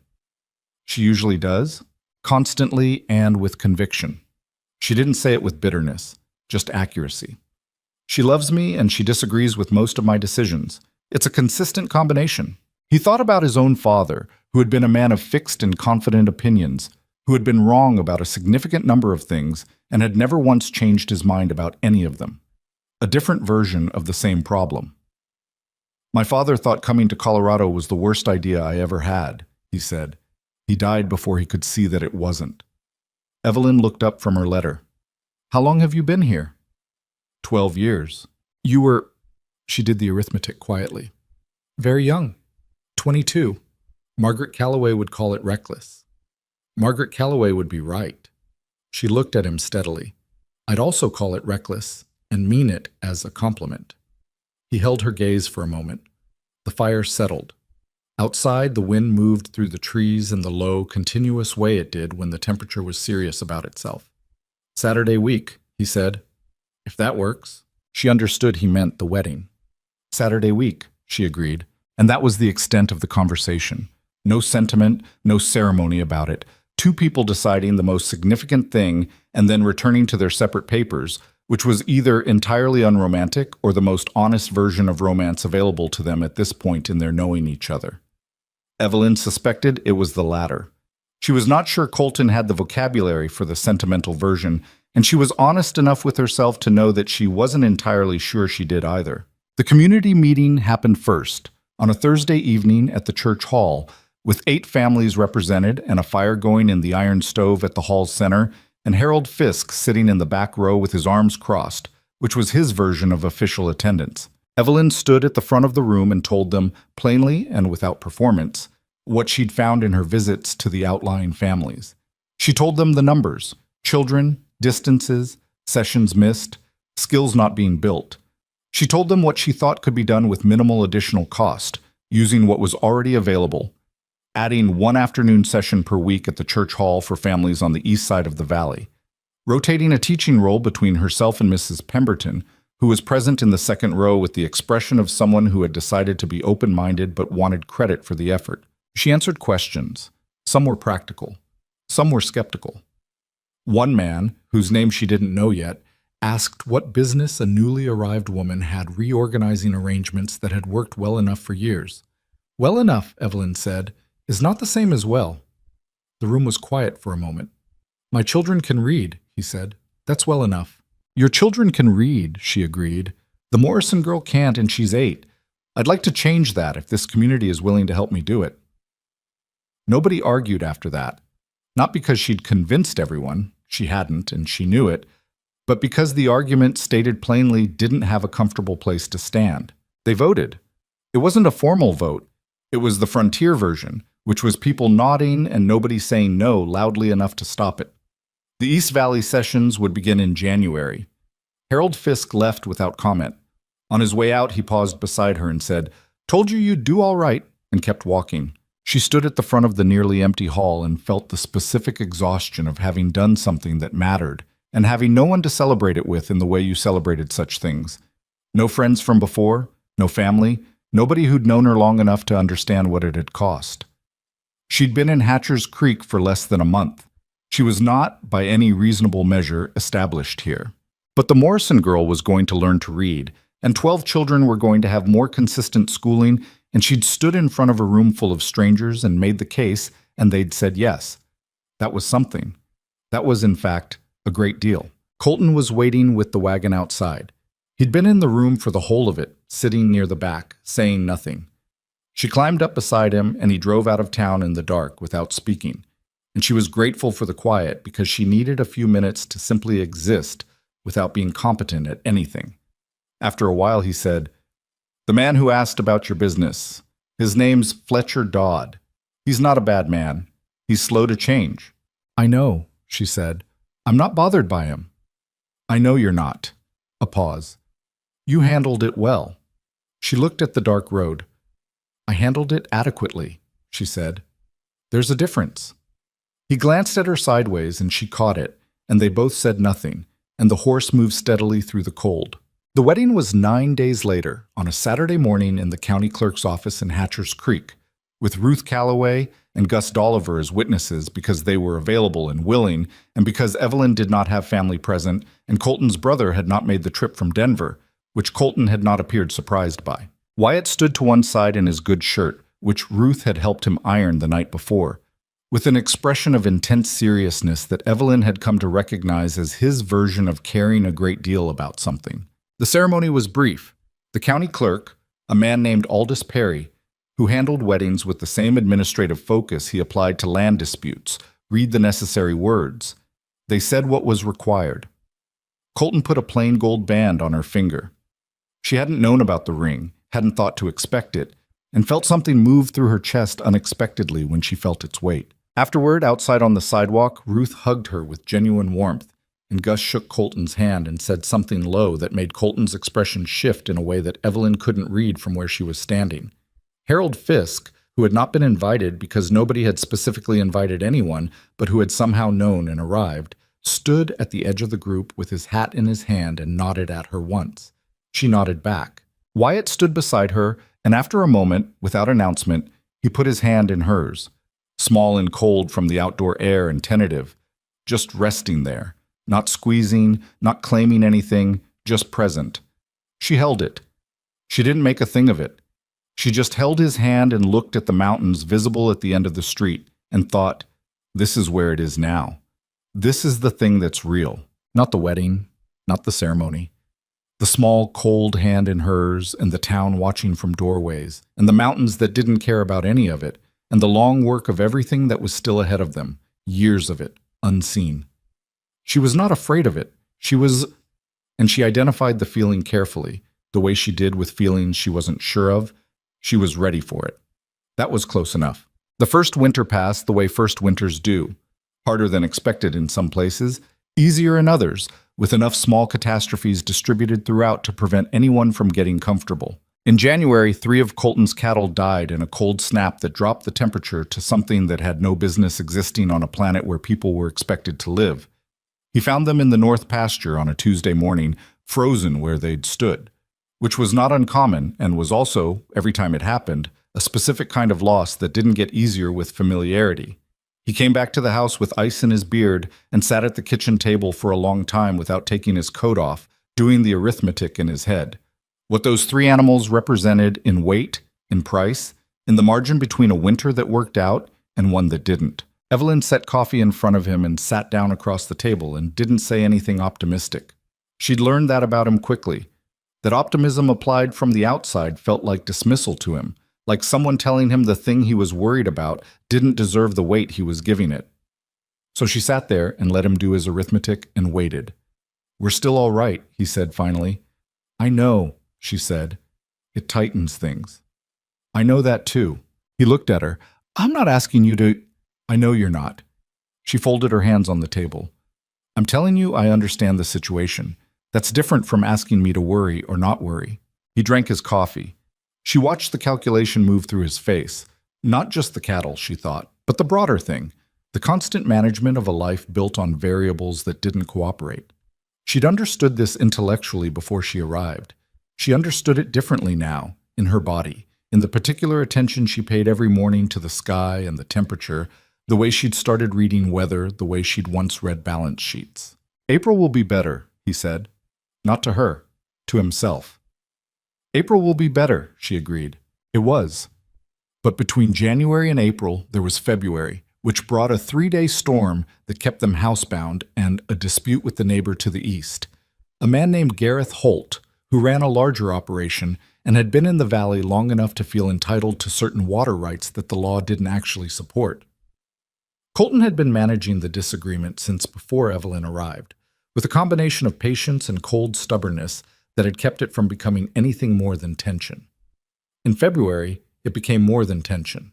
Holt sent 2 of his men to redirect a creek feed that supplied the Mercer Ranch's eastern pasture. They did it without notice, on a day when Colton was repairing the barn roof and didn't see it happen until one of the ranch hands came to tell him. What followed was not violent, but it was close. Colton rode to Holt's property in weather that was already bad and getting worse, and what passed between the 2 men when they met in Holt's yard lasted about 15 minutes, and ended with a clear statement from Colton about what would happen if the creek feed wasn't restored by morning, delivered in the tone of a man who was not making a threat so much as announcing a natural consequence. The creek feed was restored by morning. Evelyn heard about it secondhand from Ruth Calloway, who heard about it from Holt's wife, who had apparently watched the whole thing from her kitchen window with the expression of a woman accustomed to her husband's decisions creating difficulties. Ruth mentioned it at the East Valley school session that Thursday with a careful neutrality that was its own kind of editorial. "Holt won't forget it," she said. "He's the kind of man who remembers." "So is Colton," Evelyn said. She was arranging the lesson materials on the table at the church hall, not looking up. "He just doesn't bring it up constantly." Ruth was quiet for a moment. "You're not worried? About Holt?" "No." She set down the primers. "About the water rights in general, yes. It'll come up again. Probably in summer when the creek runs lower." She looked at Ruth. "I've been looking at the county records. The original deed has language that's been misread for 20 years. I'd like to get someone to look at it properly. Ruth blinked. You've been looking at county records. I've been looking at a lot of things. She said it without particular emphasis, the way she said most things. This valley has been running on handshake arrangements and assumptions for long enough that nobody's sure what's actually documented. That's fine until it isn't. Ruth looked at her with the expression she sometimes got, a reassessment happening in real time. Does Colton know you're doing this? I told him I was interested in the deed. He said the box with the land papers was on the top shelf in the bedroom, and I could look at whatever I wanted. She paused. I think he meant it as a permission. I treated it as one. The school sessions were working. That was the cleaner part of the winter, the thing that went more right than wrong. The Morrison girl, Clara, 8 years old, with a stubborn mouth and eyes that tracked everything, could read simple sentences by February and full paragraphs by March, with a speed that suggested she'd been waiting for someone to give her the materials and the time. Clara's mother cried at the March session quietly in the back of the room when Clara read aloud from a primer with the confidence of a person who had learned she could do a thing. Evelyn noticed and did not make a production of it. She kept teaching. The other children were slower but steady. 2 of the Garner kids had gaps that took longer to address. The 9-year-old had been told for 2 years that numbers weren't his strength, which Evelyn discovered was not true. He just learned them differently than the method Mrs. Pemberton favored. She adjusted. He improved. Mrs. Pemberton, to her credit, asked about the adjustment and then implemented it in her own sessions without requiring credit for it, which raised Evelyn's opinion of her considerably. Wyatt, meanwhile, was conducting his own slow and private adjustment to the changed landscape of his life. He was not difficult. That was the thing Evelyn always came back to when she thought about those months. He was never difficult, never openly resistant, never the hostile child she'd half prepared for. He was simply careful. He watched. He tested in small ways that were so subtle she'd have missed them if she hadn't been paying close attention. He forgot to tell her that his boots had worn through until she noticed and asked directly, which she understood as a test of whether she paid attention. She did, and she took him to town for new boots without making it a lesson, and he accepted this with a gravity that was almost formal. He left her a drawing once. Just set it on the kitchen table where she'd find it when she came in from the yard and was already outside again before she saw it. A rough sketch in pencil, a horse, a house, 3 stick figures. The tallest one was labeled Pa in uncertain letters. The small one was labeled Me. The third one, medium height, was not labeled at all, but was standing between the other 2. She kept it. She put it in the back of Jane Eyre, between the last page and the back cover. She didn't tell him she'd done this, but she suspected he knew. The spring came, and with it the problems that spring brought. Calving season, which was its own particular form of controlled crisis, with Colton working hours that left him silent with exhaustion at the dinner table, and 2 difficult births that required the kind of intervention that was not pleasant and could not be romanticized. The ranch hand they'd relied on for the past 3 seasons, a man named Dex, who'd been with Colton since before Wyatt was born, gave notice in April because his brother's place in Wyoming needed help, and family was family. Colton absorbed this with the same expression he applied to most difficult news. A slight compression of his jaw, a pause, and then the practical next thought. They couldn't afford to replace Dex at the same wage. That was the plain truth of it. They had 2 younger hands, good workers, but inexperienced in ways that meant certain tasks fell back on Colton in a season where there was already too much work for the hours available. Evelyn began handling more of the operations administrative side than either of them had planned. Not the physical ranch work. She was learning that slowly, but she was realistic about what could be learned in 5 months. But the records, the accounts, the correspondence with buyers in Denver and Pueblo that Colton handled by instinct and had never particularly systematized. She organized it. She found 2 places where they'd been undercharging by a small but consistent margin for 2 seasons, and 1 supplier relationship where better terms were available if someone was willing to write the letters. She wrote the letters. In May, Colton came into the kitchen one evening where she was working at the table with the account book spread around her and stood in the doorway for a moment looking at what she was doing. "You found something," he said. He could read the specific quality of her concentration. "The Halverson contract. They've been paying us 8 cents under the Denver market rate for 2 years. She didn't look up from the figures.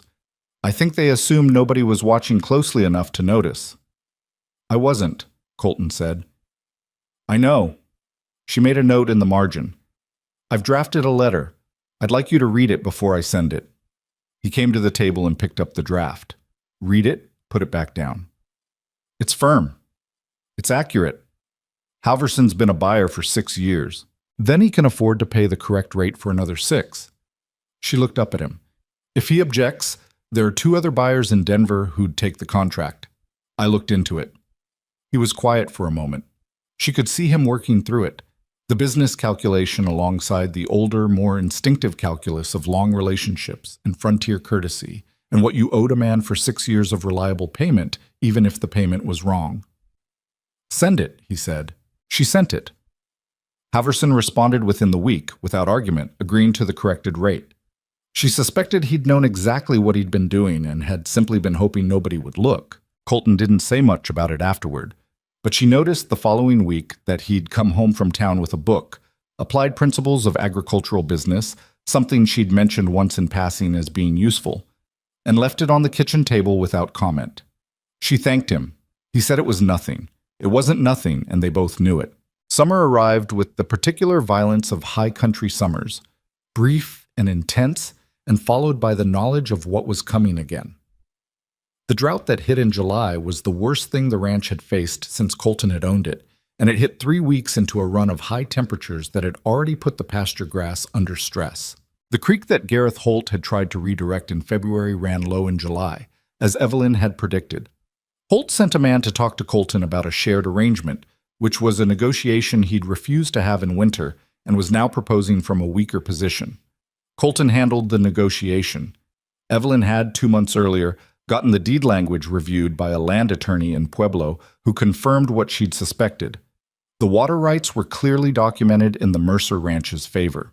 Colton went into the conversation knowing the ground under his feet, which changed the character of it entirely.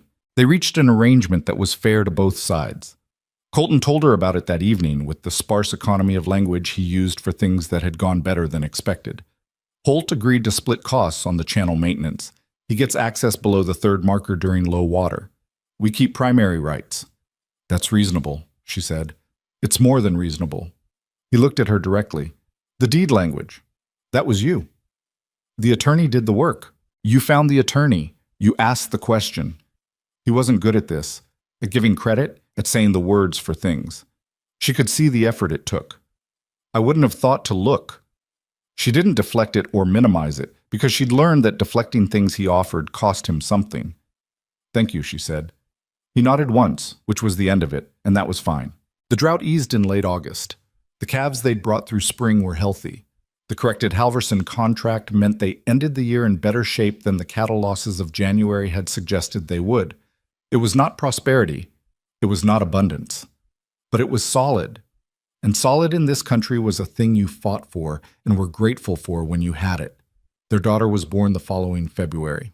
They had not planned to talk about it publicly until they were certain of things. Evelyn had miscarried once, in the autumn, early enough that only the 2 of them knew, and the silence they'd kept around that loss had been one of the harder silences of their first year.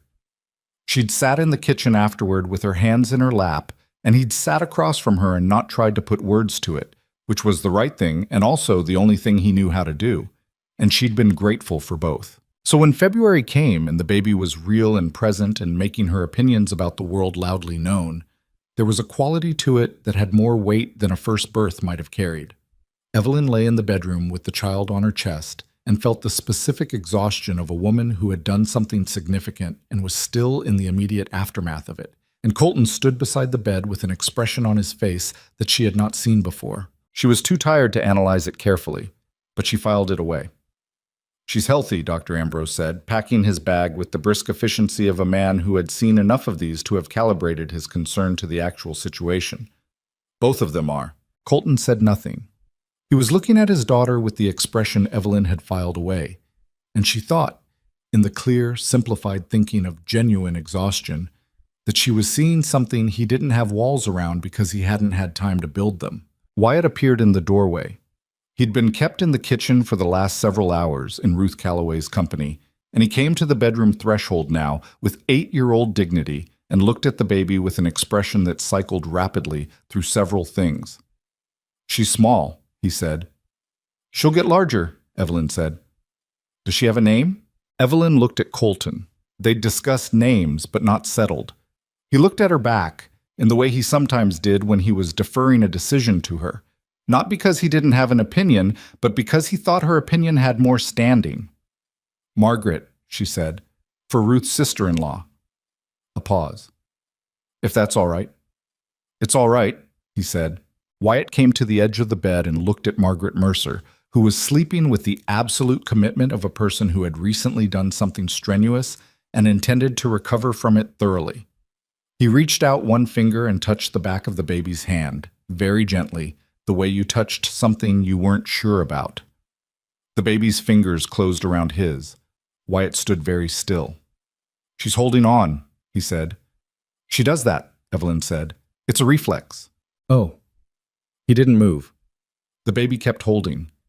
He stayed there for a long time, standing at the edge of the bed with his finger in his sister's grip, and Evelyn watched his face in the lamplight and thought about the drawing that was still tucked in the back of Jane Eyre, the one with 3 stick figures and only 2 names, and felt something settle in her that had been unsettled since the night she'd sat in a shelter cabin writing a letter to a man she'd never met and telling him she wasn't afraid. She had been afraid. She could admit it now, at this distance, in this room.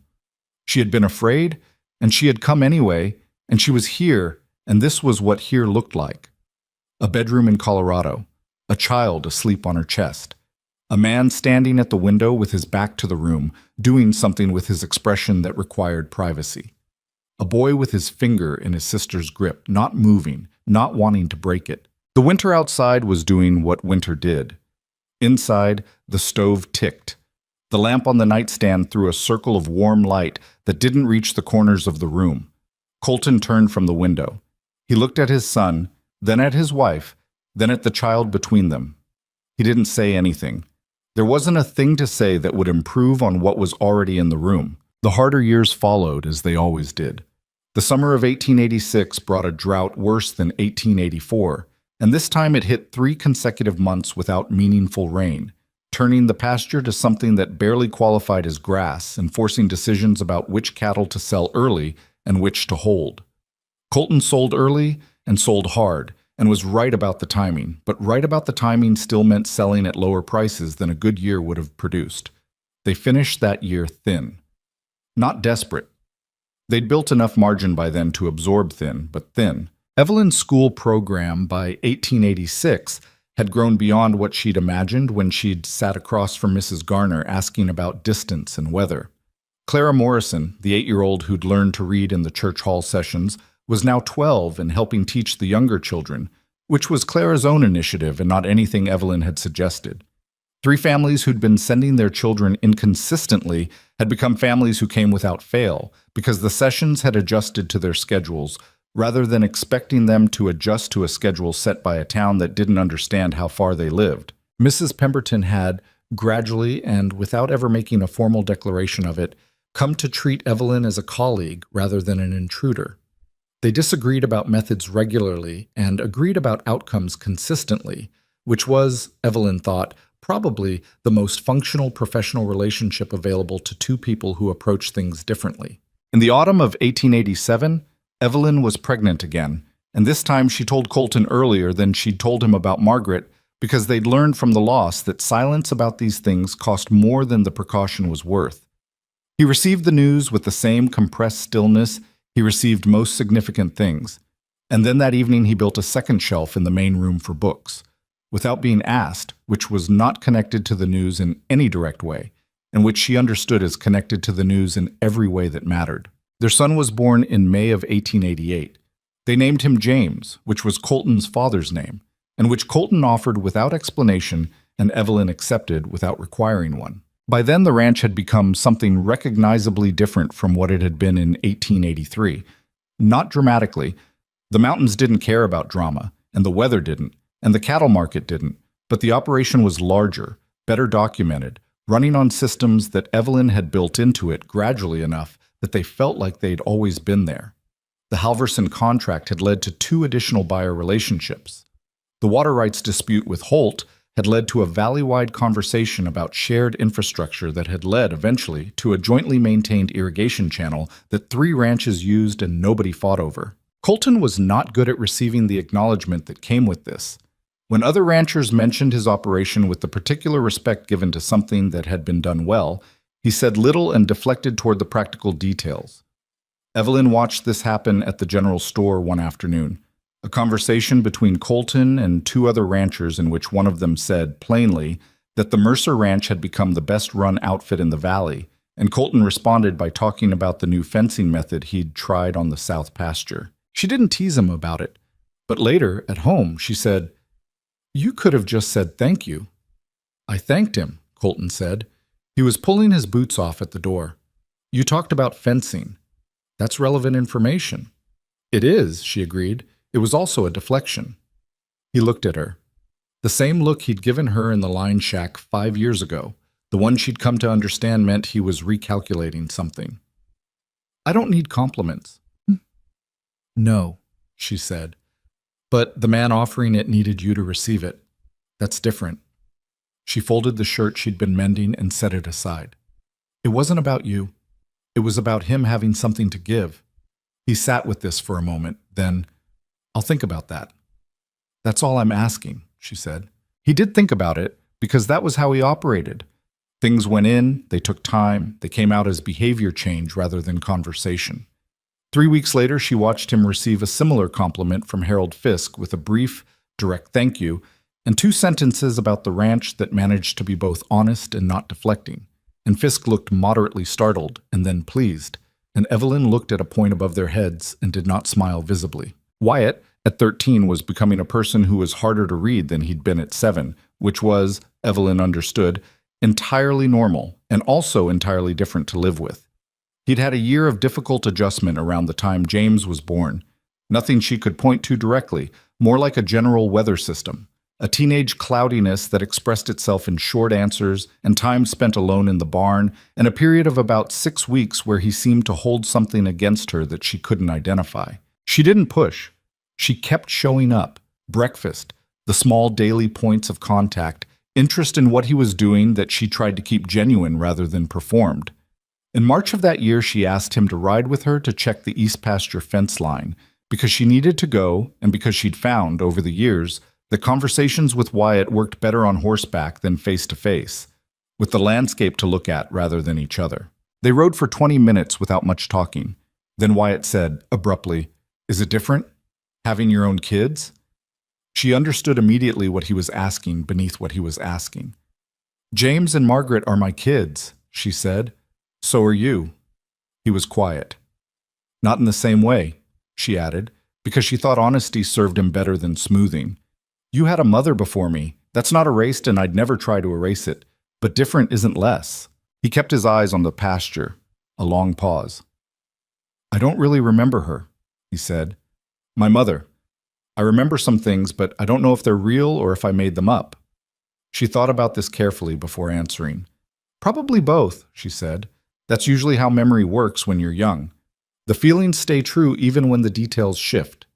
He seemed to turn this over. Then, "Pa doesn't talk about her." "No," she agreed. "Did he tell you about her?" "Some. Enough to know she was worth remembering." She chose the words carefully. "And enough to know that the not talking isn't forgetting. That's just how he carries things." Wyatt nodded. Not agreement, necessarily, but the acknowledgement of something. They rode on. The fence line was intact. On the way back, he said with the deliberate casualness that meant the opposite of casual, "You don't have to go to the East Pasture alone. I can ride with you when you need to check it." She looked at him, 13, trying to be 16, carrying his father's jaw and his mother's eyes, and something that was entirely his own. "I'd like that," she said. He nodded and kicked his horse ahead, and that was the end of it, which meant it was also a beginning of something. The years stacked up the way they did out here. Not gently, not without cost, but with the particular solidity of things that had been built carefully. The droughts came and they managed them. The markets shifted and they adjusted. 2 more hard winters, 1 difficult calving season that nearly broke the budget. A summer fire that took one of the outbuildings and required 3 weeks of rebuilding. None of it was clean. None of it was what anyone would choose. But there was a Thursday in September of 1889, a specific evening, ordinary in every external way, when Colton sat at the kitchen table after dinner with James asleep against his arm, and Margaret at the other end of the table drawing something with extreme seriousness, and Wyatt was reading near the window, and Evelyn was washing the dishes with the particular lack of efficiency that came from being tired and not minding it. And Colton looked around the room with an expression she caught from across the kitchen. She didn't ask him what he was thinking. She knew what he was thinking, because she was thinking it too, that this was the thing. Not any single large moment, not the wedding, not the births, not the contracts or the water rights or the school sessions. All of those had been the work of building something. This was the thing that had been built. Not finished. Never finished. There was no finished out here. But this was what it looked like. This specific evening, this room, these 4 people, this ongoing, difficult, extraordinary, ordinary life. She finished the dishes. The lamp on the table threw light across all of them. Outside, September was cooling toward October, and October would become November, and November would remind them all, again, what this country was capable of. She was not afraid of it. She had not been afraid of it for a long time. 20 years changes a place the way water changes stone. Not all at once, not dramatically, but so completely that eventually you look at what's there and can barely remember what it was before. By 1903, the Mercer Ranch ran 1,200 head across 3 connected pastures, with a bunkhouse that housed 6 full-time hands and a barn that Wyatt had helped redesign the summer he turned 19, when he'd come back from 2 years of agricultural study in Denver, with ideas and the energy to implement them before anyone could argue against it. The original house still stood. Colton had refused to tear it down and build larger, which had been a point of genuine disagreement with Evelyn for about a year before she understood that the house wasn't just a structure to him, but it had grown in the way that honest houses grew, addition by addition, each new room representing something that had happened and needed space. Wyatt was 30 now. He ran the day-to-day cattle operation with an efficiency that occasionally made Colton feel both proud and faintly obsolete, which Colton dealt with by focusing on the areas of the ranch that still required his specific attention and by not discussing the obsolete feeling with anyone except, eventually, Evelyn. He discussed most things with Evelyn eventually. It had taken him years to learn how to do that, to convert the things he carried silently into words that another person could hear. And the learning had not been graceful, but it had happened, incrementally, the way most real changes happened. Margaret was 16, sharp-tongued and observant in ways that reminded everyone who knew the family of her mother at a similar age, though Evelyn maintained she'd been considerably more reserved. Margaret disputed this. The dispute was ongoing. James, 15, was quieter than his sister and more like Colton in his way of moving through the world, watching first, acting second, saying the necessary thing and not the unnecessary one. He'd developed, in the last year, a serious interest in the land itself rather than the cattle on it, in soil composition and water management, and the kind of long-view thinking about the land that Evelyn suspected would eventually take him somewhere different from ranching, though she kept this suspicion to herself. Clara Morrison, who had learned to read in the church hall at 8 years old, was now 27 and teaching school full-time in Hatcher's Creek, which had grown enough to support a proper schoolhouse built in 1894. She'd come to Evelyn 6 years ago and said, directly, that she wanted to teach and didn't know how to formalize it, and Evelyn had helped her write the letters and make the case to the county, and Clara had done the rest herself because Clara was that kind of person. The Valley School operated 5 days a week now. 14 children from the outlying ranches attended, some of them children of the same families who'd been missing sessions 20 years ago.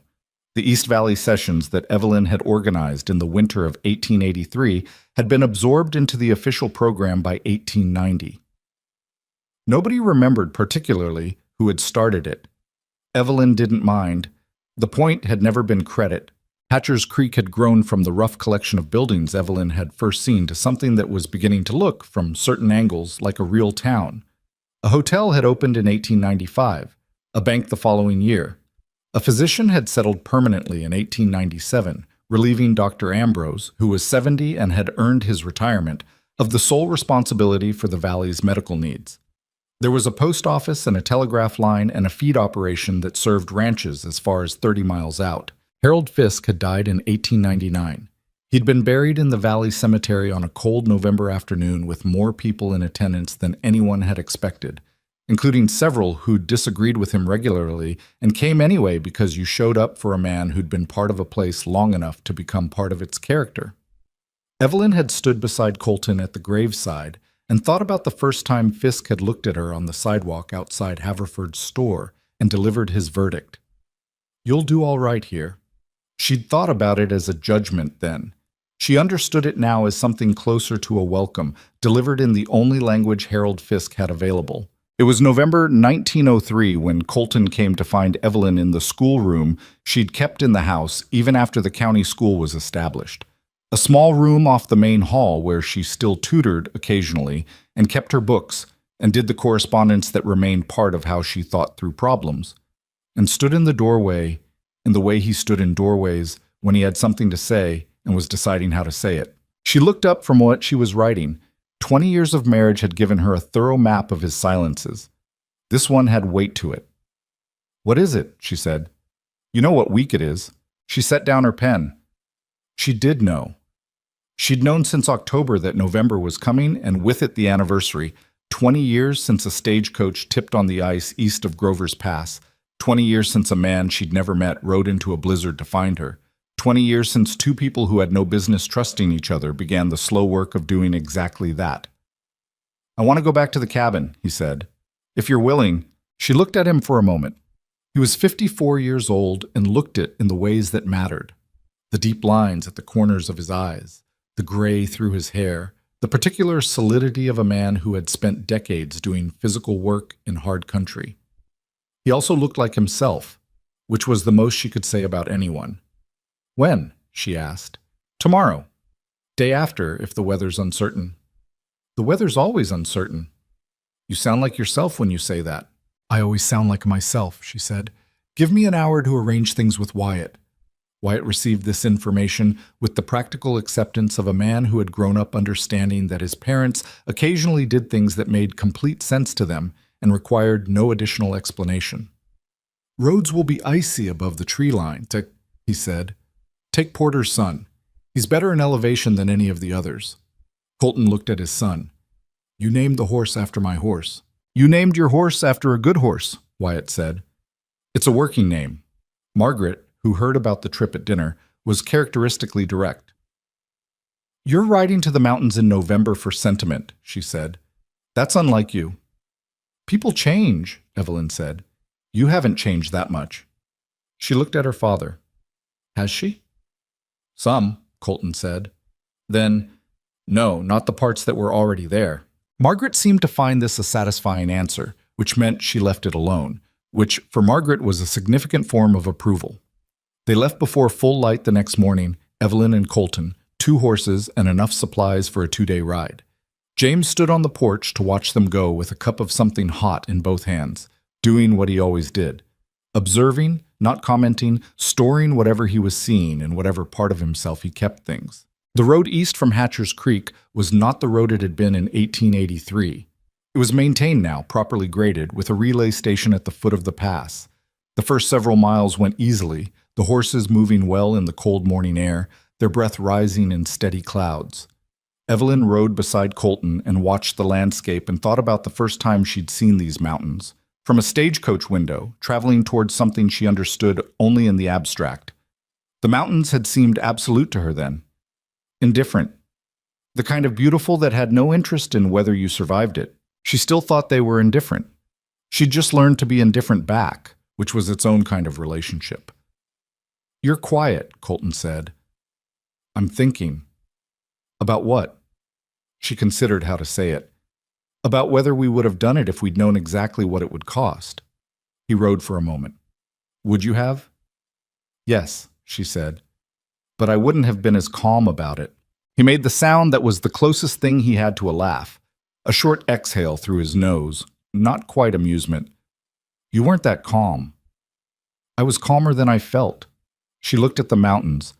"I was terrified for approximately the first 3 months. I just didn't have time to show it." "I know," he said. I could tell. She looked at him. You never said anything. You weren't asking me to. He kept his eyes on the trail. You were managing it. Saying something would have gotten in the way. This was the kind of thing he'd never have said in the first years, when they were still learning each other's interior geography. It had taken time, a lot of time, more than she'd expected, for him to develop the language for what he observed, for the noticing to become something he could put into words without it feeling like exposure. She'd learned to wait for it. The waiting had always been worth it. They climbed above the tree line around midday. The temperature dropped immediately and sharply, the way it always did at elevation, and the landscape opened up into the white expanse she remembered from 20 years ago.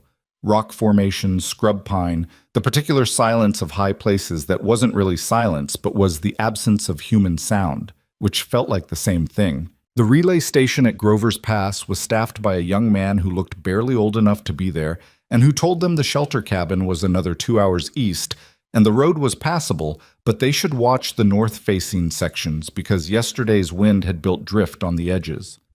You know this country? He asked, looking at them with the assessment of someone who'd seen enough underprepared people try these trails to have opinions about it. We do, Evelyn said.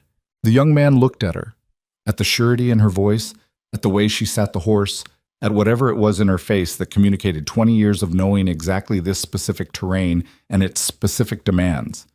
He nodded. Keep east of the rock formation when you come down the far side, ice underneath the drift. Thank you, she said. The last 2 hours were the hardest. Not dramatically, they were experienced riders on good horses in terrain they knew. But the cold was serious and the trail was technical in places, and there was a section on the descent where the ice under the snow was exactly where the relay rider had said it would be. And Evelyn felt her horse shift and corrected it without panic, the way she would have been unable to do 20 years ago and could do now because 20 years of this country had rebuilt her instincts from the ground up. The shelter cabin came into view in the mid-afternoon light. It was still standing. That surprised her, slightly. She'd half expected it to have collapsed or been dismantled in 2 decades.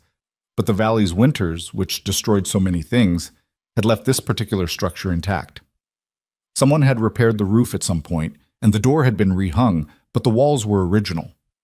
The rock face behind it was exactly as she remembered. They tied the horses under the overhang, the same overhang where Porter had stood in the storm 20 years ago. And Colton got the door open. Inside, the same cast iron stove, replaced or heavily repaired at some point, the same wooden bench, a rough table that was newer than the walls. Someone used this cabin still, periodically, for shelter on mountain trips. It was not exactly as she remembered it, which was accurate because nothing was exactly as you remembered it. Colton got the stove going. He was better at it than he'd been in 1883, faster, more efficient, fewer matches. She got water from the canteen they'd brought and set it to heat, and they moved around the small space without getting in each other's way, which was the most natural thing in the world and had once been something they'd had to learn. When the stove was going and the cabin had begun the slow process of becoming less hostile, they sat, he on the bench, she on the edge of the table, and were quiet for a while with the kind of quiet that had nothing uncomfortable in it. I've been thinking, Evelyn said, about what I would tell someone. If someone young were about to do what I did. Write letters to a stranger and cross the country? Arrive somewhere entirely new and try to build something. She looked at the stove. I've been trying to work out what the actual lesson is, not the version that sounds good. He waited. He was good at waiting. I think the thing I'd say is that courage isn't the absence of fear about the big decisions, she said. It's the willingness to show up for the small ones. Every day, the ones that don't feel like decisions at all. Whether to get up when it's cold, whether to say the honest thing, whether to stay when staying is harder than leaving would have been, she paused. Those are the decisions that build something, not the one moment of choosing to come. That was easy in comparison. Getting on a stagecoach is easy, Colton said, with the dry quality that had always been there, under the surface. Getting on the stagecoach was the beginning of the easy part, she agreed. Everything after was the actual work. He was quiet for a moment, then, I should have told you sooner that I was glad you came. She looked at him. I thought it, he said. I knew it within the first month. I didn't say it because... He stopped, started again. I didn't want you to think it was about what you were doing for the ranch, or the school, all the useful things. He looked at his hands. It wasn't about useful. She held this carefully, the way you held things that mattered. I know, she said. I know you know. He looked up. I'm saying it anyway, 20 years late. Better than 30, she said. Something moved across his face. Not quite a smile. He'd never been a man who smiled easily. But the thing that was behind a smile, the interior version of it, which she'd learned over 2 decades to read as clearly as anyone else's open expression. Outside, the wind was building. Not the catastrophic wind of the blizzard 20 years ago, but real wind, mountain wind, the kind that reminded you that this country's indifference was not personal and also not negotiable. The stove ticked steadily. Through the small window, the light was going gold and then gray as the afternoon finished itself. Wyatt thinks we're sentimental, Evelyn said. Wyatt is wrong about that. What are we then? He thought about it. She could see him doing it, genuinely considering, not reaching for the easy answer. It was one of the things about him that had never changed. He didn't reach for easy answers. He sat with questions until he had the real one. Paying attention, he said finally, to what it actually was. So we don't let it become a story we tell about ourselves instead of a thing we lived. She looked at him for a long moment. This was more than he usually said in one piece, and she understood it had cost him something to arrange it into words, and she was not going to let it pass without acknowledgement. That's exactly right, she said. He nodded once and looked back at the stove. They ate what they'd packed, which was plain food that tasted better than it deserved to because they were cold and it was hot, and that was the whole of the calculation. They talked about practical things, James and the land management ideas he'd been reading about, Margaret's plan to go to Denver for a year to study something nobody in the family had fully pinned down yet, Wyatt's intention to expand the South Pasture in spring.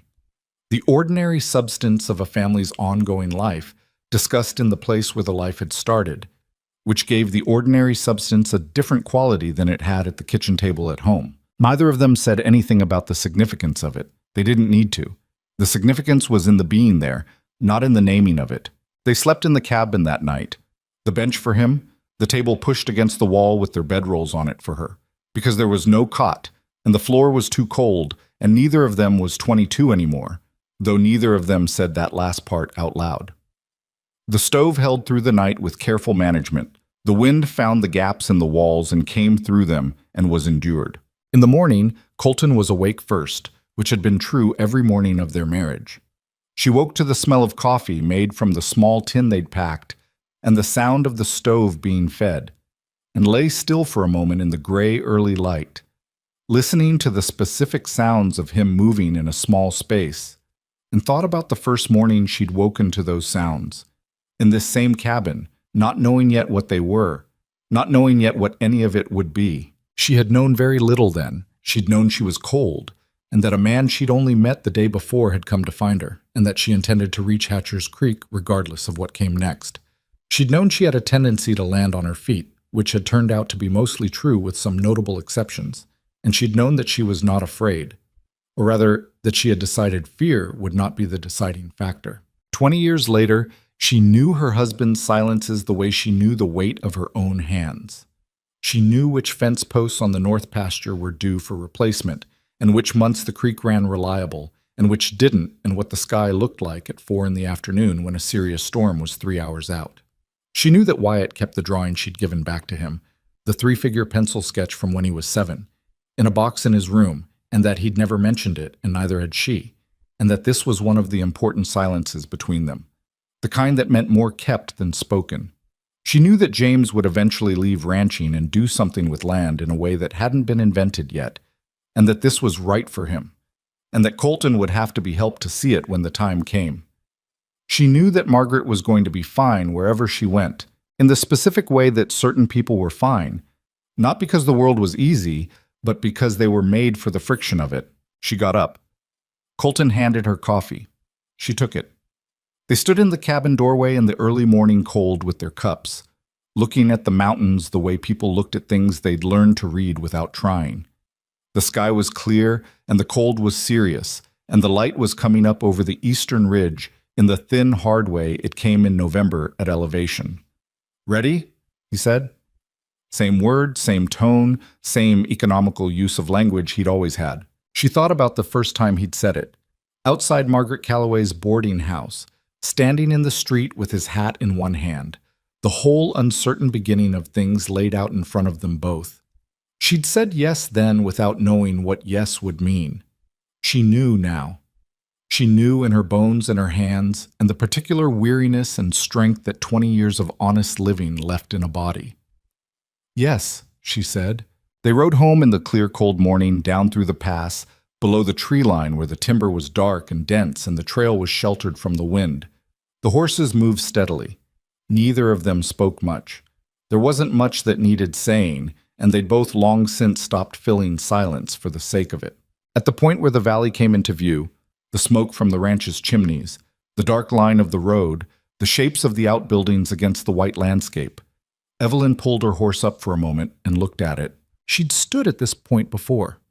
Not exactly this point, not deliberately, but she'd seen this view dozens of times over the years, coming back from the east pasture or the school or town, coming back from wherever the work had taken her. She'd always registered it as the ranch. Home, the place she was returning to. This morning she registered something else alongside that. Not instead of it, alongside it. The view was the same. The ranch was the same. She was not the same woman who had first seen these mountains from a stagecoach window, which was obvious and also still sometimes surprising because the changes had happened so gradually she'd barely seen them coming. She had arrived with almost nothing: a brown leather bag, a worn copy of a novel, a photograph of a man she'd never met, and the specific stubbornness of a person who had decided that adequate was not enough. She had not known if it would work. She had not known if the man would be someone she could build a life with, or if the boy would ever trust her, or if the country would break her before she learned to read it. It had not broken her. It had worn her down in places and rebuilt those places into something harder and more useful, which was not the same as breaking. She looked at Colton, who had stopped beside her and was looking at the valley with the expression he got when he was doing the same thing she was doing, taking stock, paying attention, not letting it become a story instead of a life. He was not a man who said much. She had known this from his letters, confirmed it in the line shack, and lived with it for 20 years.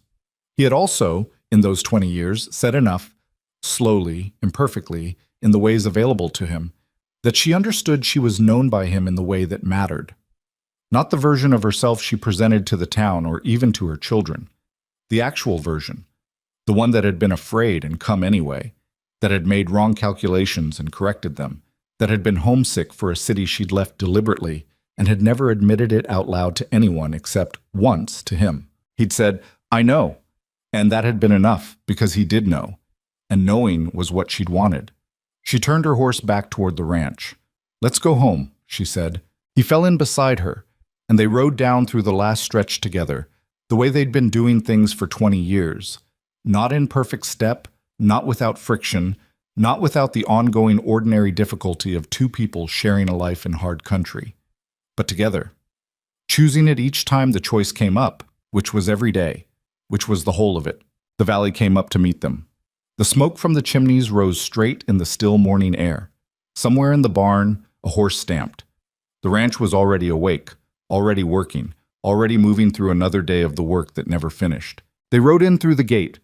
Wyatt looked up from the corral where he was checking the fence line and raised one hand in the brief acknowledgement of a man who'd expected them and was glad they were back and saw no reason to make more of it than that. Evelyn raised her hand back. The story that newcomers told about the Mercer Ranch, the one that had become something like legend in the valley, passed from family to family over the years, carried east by travelers, and eventually circulated in the way good stories circulated, was about a rancher who rode into a blizzard to rescue a woman he'd never met. It was a good story. It was true, as far as it went. What the story left out was everything after. The cold mornings and the account books and the cattle that died in bad winters, and the fence posts and the water rights, and the boy who'd needed time, and the girl who learned to read, and the years of work that looked like nothing from outside but were, from inside, the whole of the thing. The story that mattered wasn't the rescue. The rescue had lasted 3 days. The rest had lasted 20 years and was still going, and would for as long as both of them chose to show up for it. Imperfectly, honestly, without the benefit of knowing how it would turn out. That was all it had ever been. That was everything it needed to be.